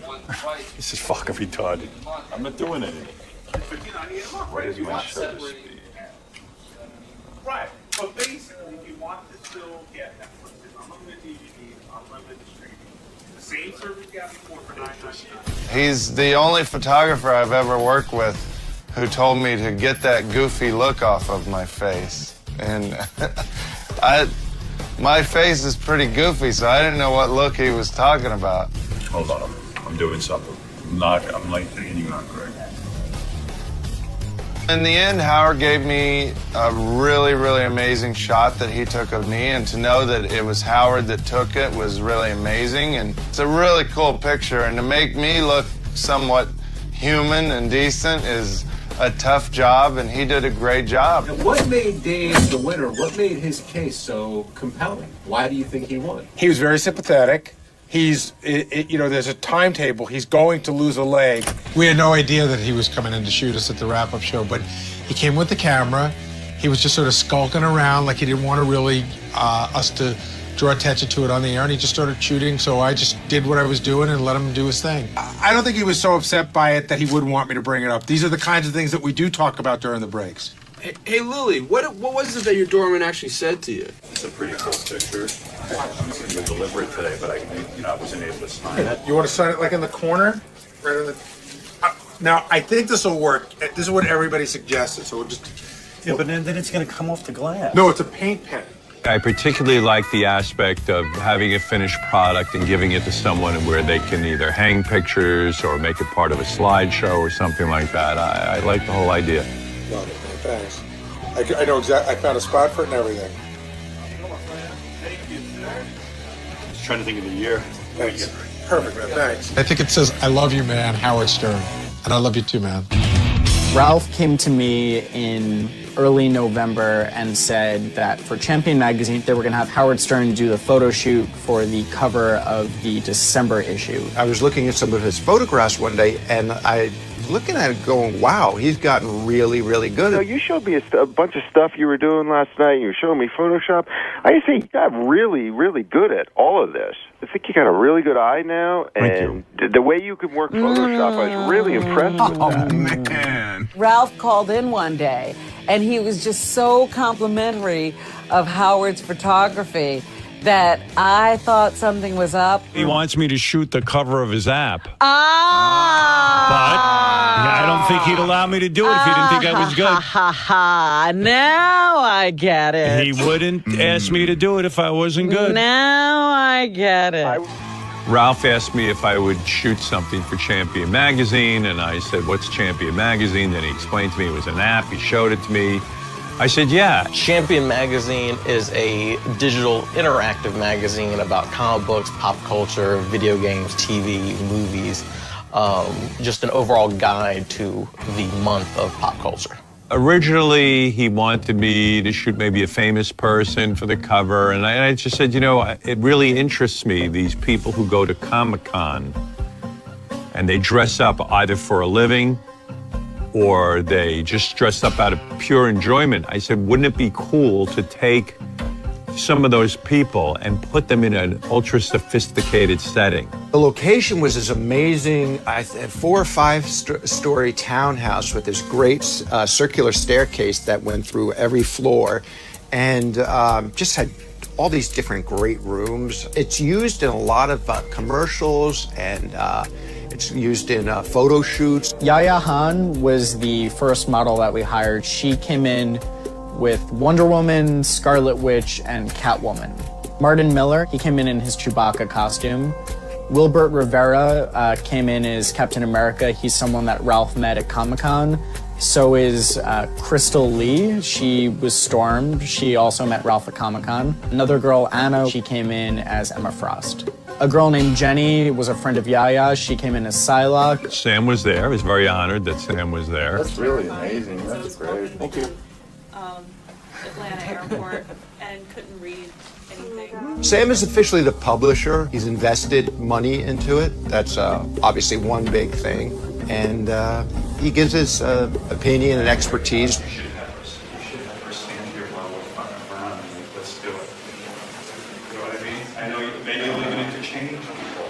That's what I would do. I would put everyone on here and let's shoot them. The Chatter is a weekly show that handles current headlines and current events. And Robin discusses those current and daily events with her panel. I proposed a few different shows to Sirius over the course of our being here, and Will came up with this concept, and I liked it. The closing segment is going to be hello and goodbyes, if you like that idea. Basically, it would be, it's a way of you saying kind of hello to whatever you want to say. Something you're happy about. Hello, new gas standards. Obama introduced new gas standards, 50 miles a gallon this week, and goodbye, very good, sorry, goodbye to maybe somebody died this week, or goodbye to whatever it is. And that's a show for this week. I'd like to thank my panel. You hit the plugs again. Thanks again for joining us, and we'll see you again next week on whatever it is. Okay. I'm absolutely supportive of it. Robin's a great talent, and Robin has a lot to say on her own, and I thought it would be something wonderful for her. I was excited about getting to talk about the news in a different way. I was also excited about featuring different kinds of people who don't necessarily get to do our show. Going to the next page, you kind of say, and that's my take. After the break, I'll be joined by my very esteemed panel of know-it-alls, whatever you want to say there. You can be nice if you'd like. Play the first break. We're back, and I'm very happy to introduce my team of experts, at least the only people available this afternoon. And then we'll go down. We're working on the panel now. Robin wanted to do a show, and so some of the guys had ideas, Robin had ideas, and we put it together. It's simple as that. Guy who shot his penis off. Yeah, I'm going to get you details on that, too. Because what will happen is there'll probably be a guy reading a headline, and then you can elaborate a little bit more on the story. Right. But I'll make sure you have that information. One of the ways that we introduce shows is we'll do a test show, and we'll get kind of the thoughts and the feedback from the staff. I mean, we could act like this is a show and give me a countdown, or, you know, are we going to do this like a show, or are we going to say, well, we're doing it, whatever? 5, 4, 3, 2. Hi, I'm Robin Quivers, and welcome to The Chatter, the show where we break down all the newsworthy this week. All the news what? All that's news. Oh, that's newsworthy. Okay. Sorry about that. The show is heavily produced, so we were really trying to work out the kinks. Okay, this is a serious problem.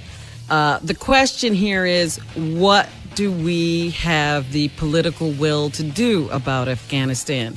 Robin, I think we should go back and just do the Afghanistan one real quick. And you should, I think you should make it, because you didn't really say whether you think we should stay or go. All right, I know that.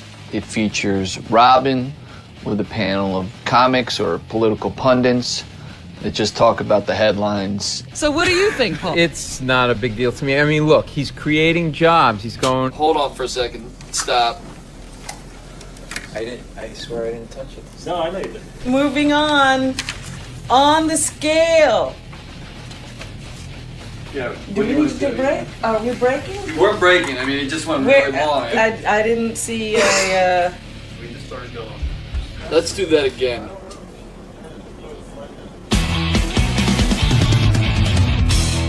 This was important to them that I was shooting the cover, and quite frankly, it was important to me. I know people are asking me to do this because of who I am on the radio, not because of my reputation as a photographer. So I'm anxious to impress them, and I try to do some really interesting portraits of people. I love your costume. Thank you. If you put a foot here and a foot here, and this is your main line, you're gonna, no, in fact, yeah, if you just put your 2 feet up here, okay, what I want to do is, I want you to actually turn this way, all right? And this is your line. So anything you play into that, if you mind if I move here? Go ahead, do whatever. Thanks. I'm used to modeling, so. Okay. Yeah, of course, just get this out of your face. He was just really nice to the models, asking them where they came from, you know, what costume was this, kind of just talking to them in a very genuine way, and that put them at ease, and that gives you really good photos. That's good. Stay like that, Ralph. That's fine. I love it. Excellent. I can pick your hand out later.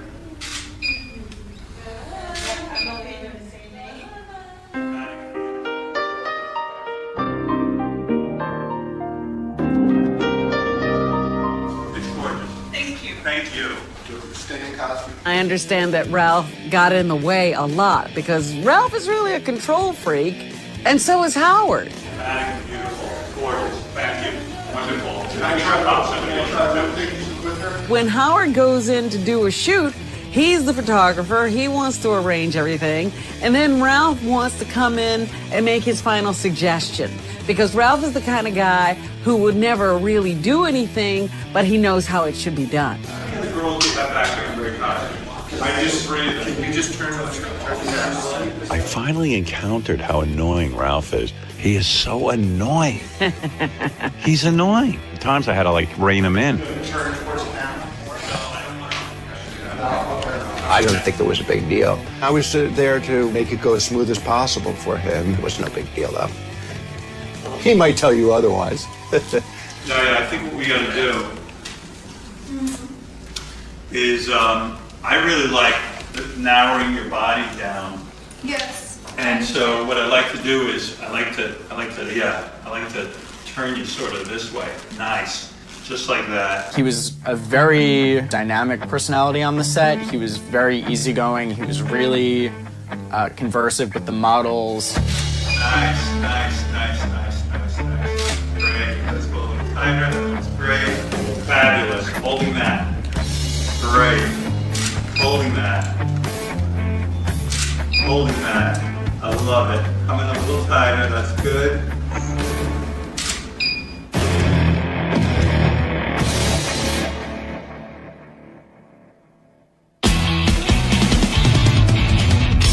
We did the initial pilot, and everybody was a little nervous and on edge, you know, to see how it all fit together. Well, one thing is that I think we need more production. I think we need more sound, more things that I fill like it the up. idea of doing the ticking clock over the panelists, just kind of keep that on the schedule, But that would like be a buzzer or something. A ticking clock, which would be 30 seconds, and then a sound effect, and then... Right. We looked at what we had. We talked about the segments, how they went, what needed to be tweaked. It was a little bit difficult trying to find the right voice because it is different than the show we do every day. Don't we do both a hello and a goodbye? Yes. So hello, we got it right. So I got it right. So we could do any of these here, the ones you just gave me. So we could say hello. Well, let's say hello to Scarlett Johansson, who's, now apparently the person who picks the politicians who run. Okay. So we did one pilot, and then we did a second one to kind of smooth things over. Welcome to The Chatter, the show where we break down all the newsworthy things from last week in just 1 hour. Perfect. Let's get started. We're up to pick and choose. This is getting ridiculous. You cannot have a war and never get any money added into the coffers. All right, we're in chatter court. Joe, it's now your turn to tell us why Obama will beat the Republican. Right now, the flavor of the month is the left, and in 4 more years, it'll swing back to the right as it always does, and then swing back to the left and swing back to the right. That's all that happens. Okay, so by the time the swinging stops, you think it'll be swinging towards the Democrats. The swinging hasn't stopped. That's your mood swings. That's what you're talking It's about. still that way. I just want to be sure I got your argument. And that's our show for this week. I'd like to thank my panelists. Thanks for joining us, and we'll see you again next week on The Chatter. Thanks, guys. Thank you guys. I hope you had a good time. Yeah, it was really good. You guys had some Start doing great the show answers. properly. I loved it. I think the show's been moving in the right direction. It's gotten better every week. We got some great guests on the show. We've had Lisa Lampanelli, Colin Quinn, Jenny Hutt, Judith Regan, Tom Green. A 60-year study has concluded that the G-spot doesn't exist. Or a new study that found women experience pain at a level about 20% higher than men. It's disappointing that it took 60 years for them to figure that out. I could have told them that in about 60 seconds. You've never found it. I never found it in as many years as I've been trying. Yeah. We actually, are having a really good turnout. Please welcome the one and only Charlie Murphy. Charlie Murphy! Come on, you clap your hands. You want some real clapping. You clap your hands too, Robin. Come on. Clap your hands. We want the real deal for the real man. That's what's up. It's been fantastic having this kind of support. I feel the show, especially the first 10 or 15 minutes, is really one of the best produced things I've heard in a long time on the radio, the way they go through all the topics and then Robin comments. And I enjoy the show very much. Robin had done just a wonderful job. I was supportive of her as a host, and Will works on it as well. And after I heard the first show, I thought that she was onto something. I thought there was something really, really good going on there. Will did a real good job. Yeah, he did. Does Will produce the first 10 or 15 minutes? Does that part? Will produces the whole show. Oh, he does a great job. He does an incredible job.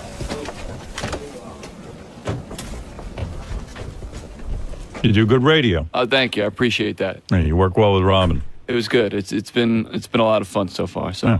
It's great when Howard appreciates any work you're doing around here. So for him to talk about the chatter on multiple occasions was great. I think he knows that how difficult it can be to fill an hour block with quality programming. You're very well produced. You do a great job. Thank you, man. I Yeah, appreciate really that. wonderful.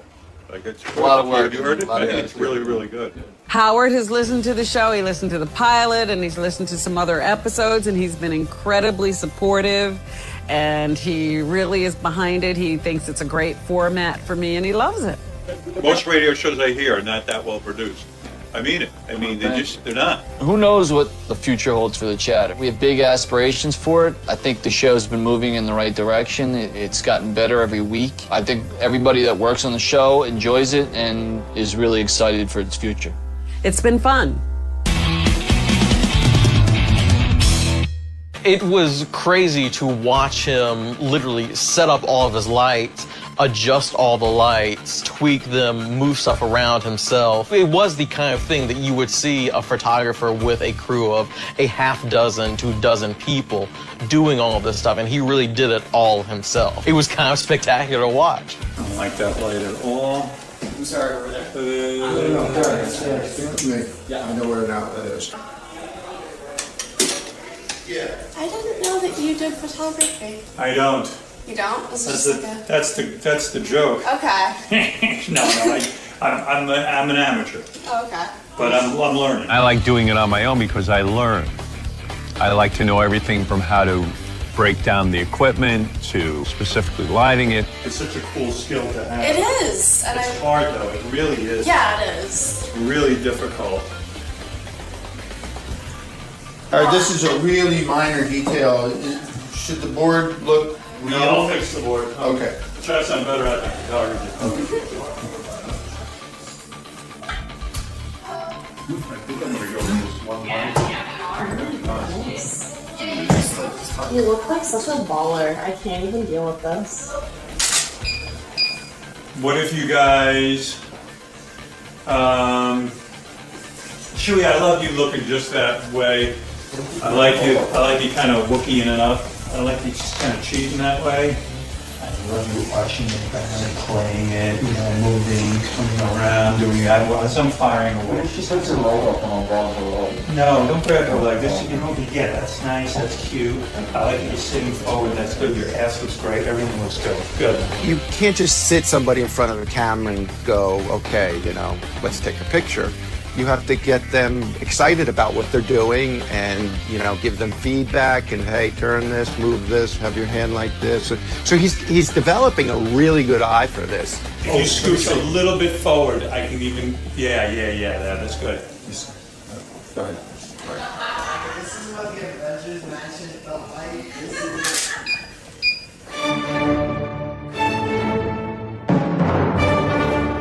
I only know of the Howard that fans know of. So seeing him sort of in this environment where, he's in charge, he's the photographer, but he's working with models and he's trying to be creative is very interesting. You look great, Jenny. Great. Really look good. Why don't you wait till I'm done? But you look really good. You look really good. Here, I want to take that idea of what we're doing. I'll show you close up. On you guys, you know what I mean? That looks really cool. Yeah, you guys are gonna look great. All right. All right. Let's see. Thank you. I think we're gonna work in here. I think we went for almost 8 hours. We went 2 hours or 3 hours over what our actual allotted time at the location. So it was a long photo shoot. I want to do the shot of the girl in the mirror. What I need this light out of the way. Okay, give it to me. Please let me go. I want to shoot the Scarlet into there. That's good. Let me I just. love it. Oh, Scarlet looks good with her ass out like that. That's good. It's funny. But do you think we got to flip flop them? No. She should just move here. Right, you just come a little more forward into the mirror. You're checking out your makeup, kind of. No. I'm sorry. I'm telling you the wrong thing. More to your left, but straight forward. Where you were was good. So you're kind of just.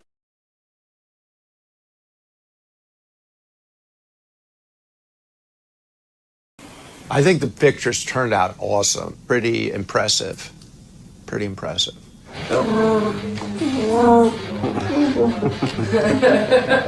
Nice. I'm gonna have to drag this light back a little bit more, because I don't want it to show. They have to stretch me in Photoshop. I'm not as tall. Screw her. Oh, okay. We like you, guys. We like you. You're our Catwoman. We mean it, actually. Jenny, you are a natural, Chewy. Turn to the light, Chewy. You play it up to the light. That's it, my friend. You got a hot chick. You're looking off. You're thinking about your future with her in bed. Your honeymoon. Loving that.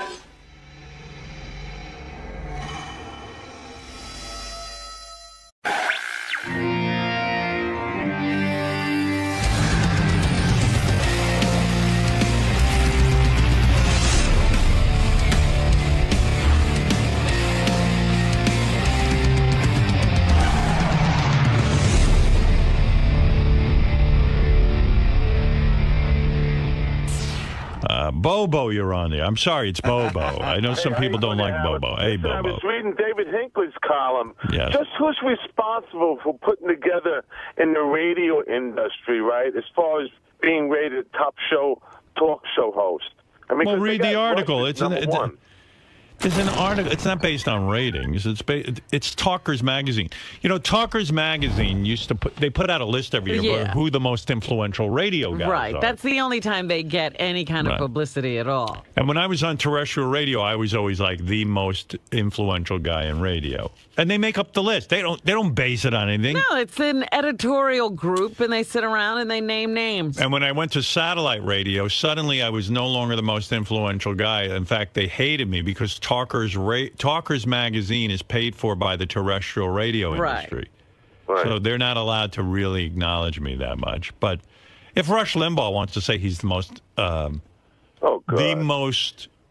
what is it? Influential radio guy, let him say it if he really thinks that. He's not. I told you. To be the most influential, you've got to be a morning man. That's number one. If you're on any time of day other than mornings in terrestrial radio, you're nothing. You're a speck of dust. I used to laugh at that. Yeah, morning radio is the most competitive. It's where the radio stations make their money. I mean, to have you. I am the most successful radio personality. Absolutely. Of all time. Now, I don't say that to brag. I'm embarrassed to say it if I'm the best there is. It's fact. But it's the fact. And why is it the fact? Because I was on, and when I say I mean we, Robin. Okay. Okay, I mean I was on 6 to 10 in the morning in various radio markets. I believe at our height we were on in 67 markets in the morning. And you had a 9 share at times, Excuse me, Bobo. Yes, that is correct. Okay. We were number one in the majority of these markets. When I say majority, I mean almost every one. I mean, you could probably pick out 2 or 3 we weren't number one. But Philadelphia, L.A., all the big markets. The number one morning show. Billions of dollars were generated. I left on my own terms. I wasn't fired. I could have stayed there forever. And then I moved over to satellite with an audience that turned this company into the number one satellite company, forcing a merger.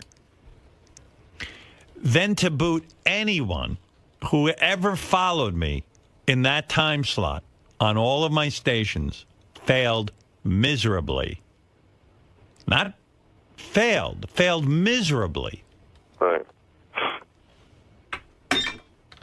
We shall never see the likes of me again. I'm so wonderful. And that's the truth. Rush Limbaugh is the most influential. No, he's not. He's on middays. I used to say, put Rush Limbaugh on in the morning against me.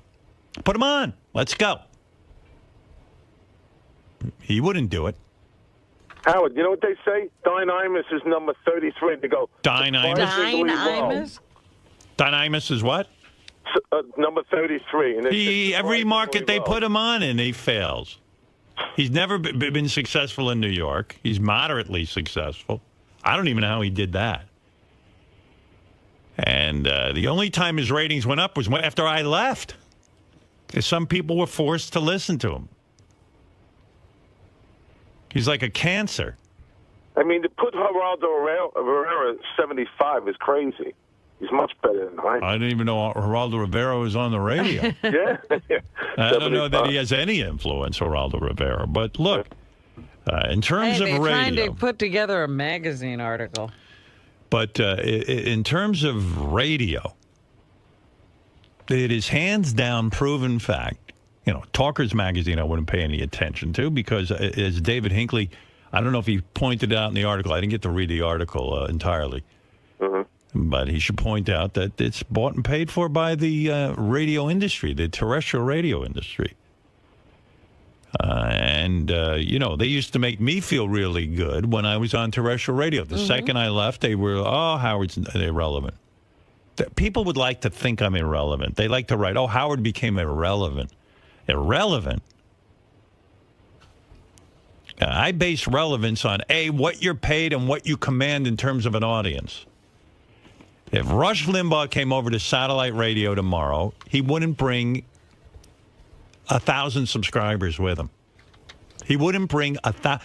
This is why I'm valuable to this company. There's nobody else who could do what I did. There's no question who the most influential person is in radio. It's me, and then there's no one else. That's right. No one. And you could hear guys fighting this all day. Howard. It's the truth. And they're all jealous of me, and they hate me. They hate me for it. I've never seen so much jealousy as I've seen in the radio industry. People cannot stand my success. They hate it. And you know what? They don't like that I brag about it and that I'm arrogant. You know, I shouldn't say I'm the most successful. Why not? Why shouldn't I say it? Let me see. Let them. They're never going to say it. Let me see one other radio performer come over to this company and bring... I'm sitting here waiting for somebody to bring some audience to this fucking business. my stock would go up. Who knows? Maybe they're going to have to pay my bonus one day. I'm not giving that up. But here's the thing. It would only be good if we could find some radio. What radio performer can we go out? Believe me, I've had this discussion with Mel and with other people when Mel and I used to talk. We'd say, who is it?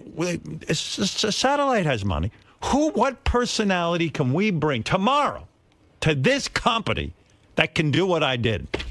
We want that again. We'll pay him a king's ransom. Is that what it's called, a king's ransom? Yes. Okay, thank you. Who is it, Robin? Name them. I can't. Right. We tried it with Riley Martin. I mean, seriously, who can bring an audience with them? Nobody. And the answer is nobody.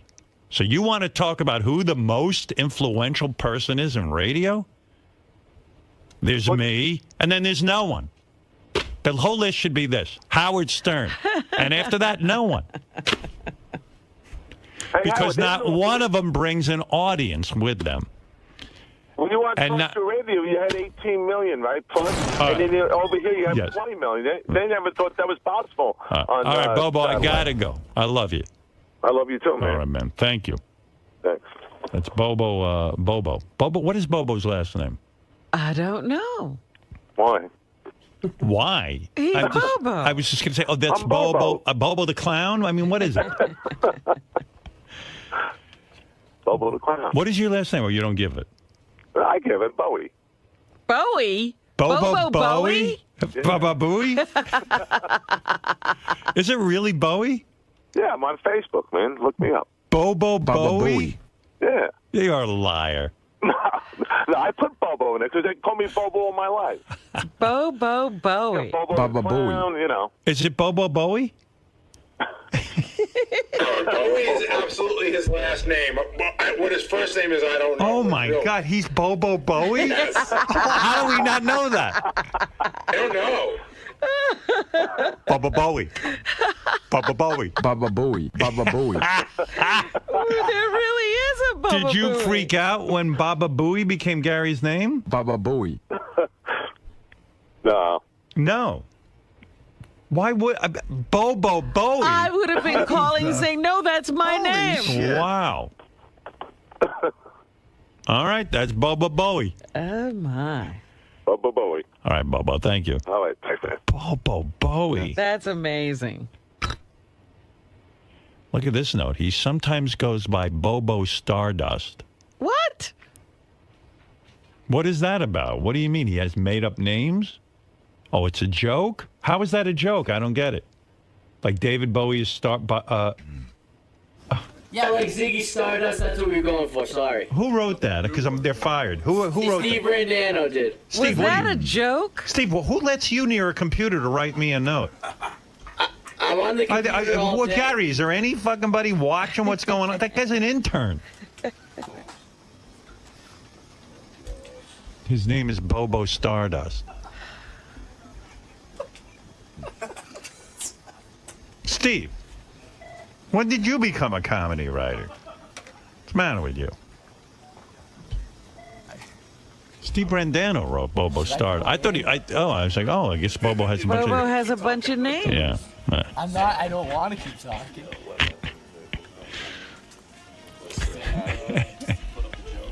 When is that intern show on? That's when you'll talk. Bobo Bowie. Wow. Steve, when is your show? Let's give a... Oh, there he is. Steve, when is the intern show? The intern show is Thursday night. Yeah, that's when you can say Bobo Stardust. Thursday night, you'll say that, okay? Oh, okay. All right. How are you? You look good. I'm good. I like that Thank beard. Makes you look more grown up. I try. Looks like he's 15. You know that I'm on that computer, like... I didn't know that. Yeah. I'm going to have you taken off. Don't worry. Okay. No one's going to stress you out. Tune in Thursday for Steve's final intern show.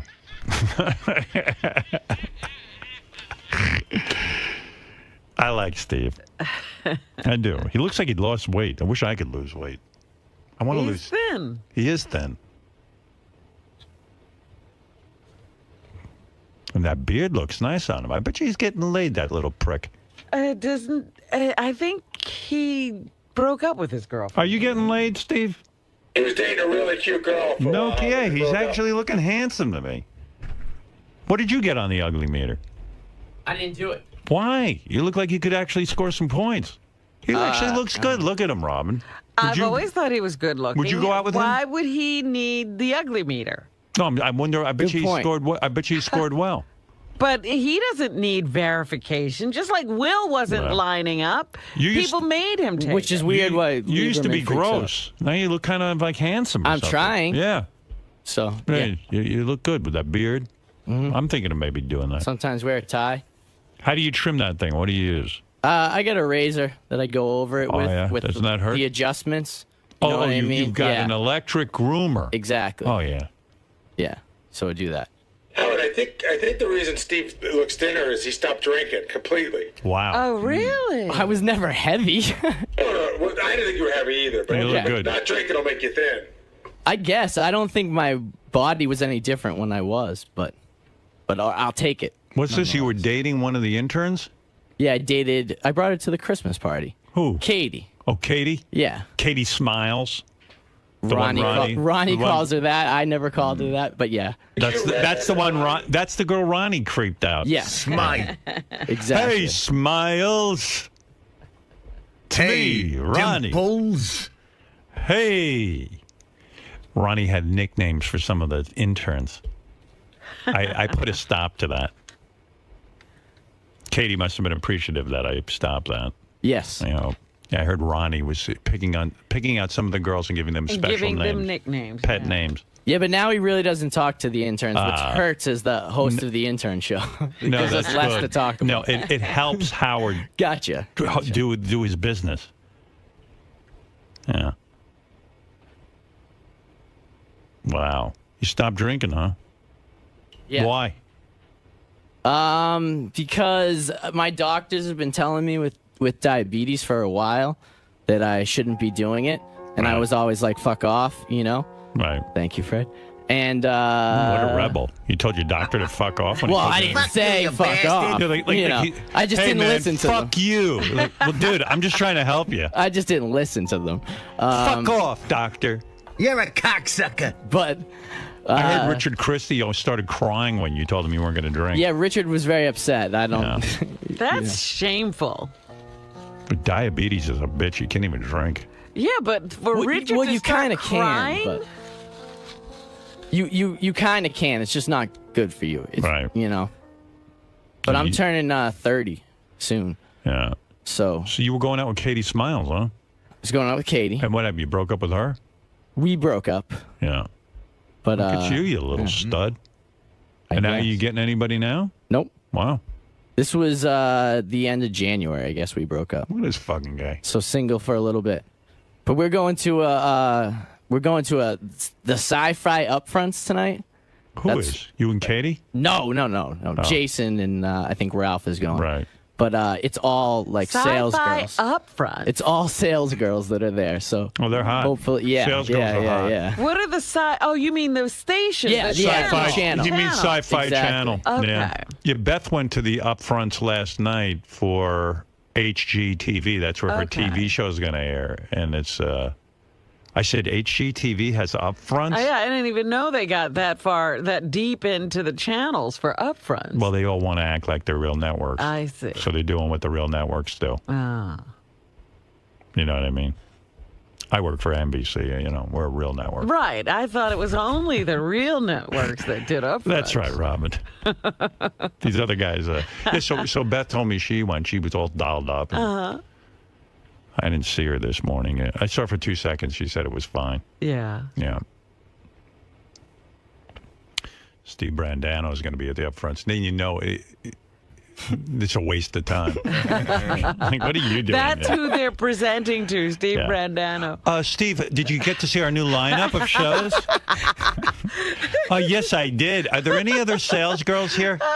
That is a giveaway. And how are you going to meet sales girls? You're going to walk up to them and tell them you're the host of the intern show? No, I rarely never ever mention that I host the intern show. How do you meet? I say I write jokes to Howard. Oh yeah, yeah. I guess you do. So yeah. So I'll go with that. No. Well, so how are you going to meet girls there? Like you just kind of hang out? Well, they do. Yeah, they'll do like a presentation, but then it's just a party. Right. And so everybody's just. Will you walk up to a girl and go, "Hey, how you doing?" I'm gonna have to. Yeah. So I don't know why Ralph goes. I don't see him dating anyone ever. You know, Ralph just had his birthday this week. He's 46. Wow. Well, Ralph talks to the celebrities that are there. Yeah, right. I leave them alone and just go for the sales. Excuse me, you know who I am? I'm Ralph. I'm a celebrity too. Will you be on my show? Yeah. Well. He's casting Geek Time. Are you you're part of Geek Time, right? Yeah. What do you do on there? I run the board and play sounds like Fred during the show. You think Ralph is difficult to work with?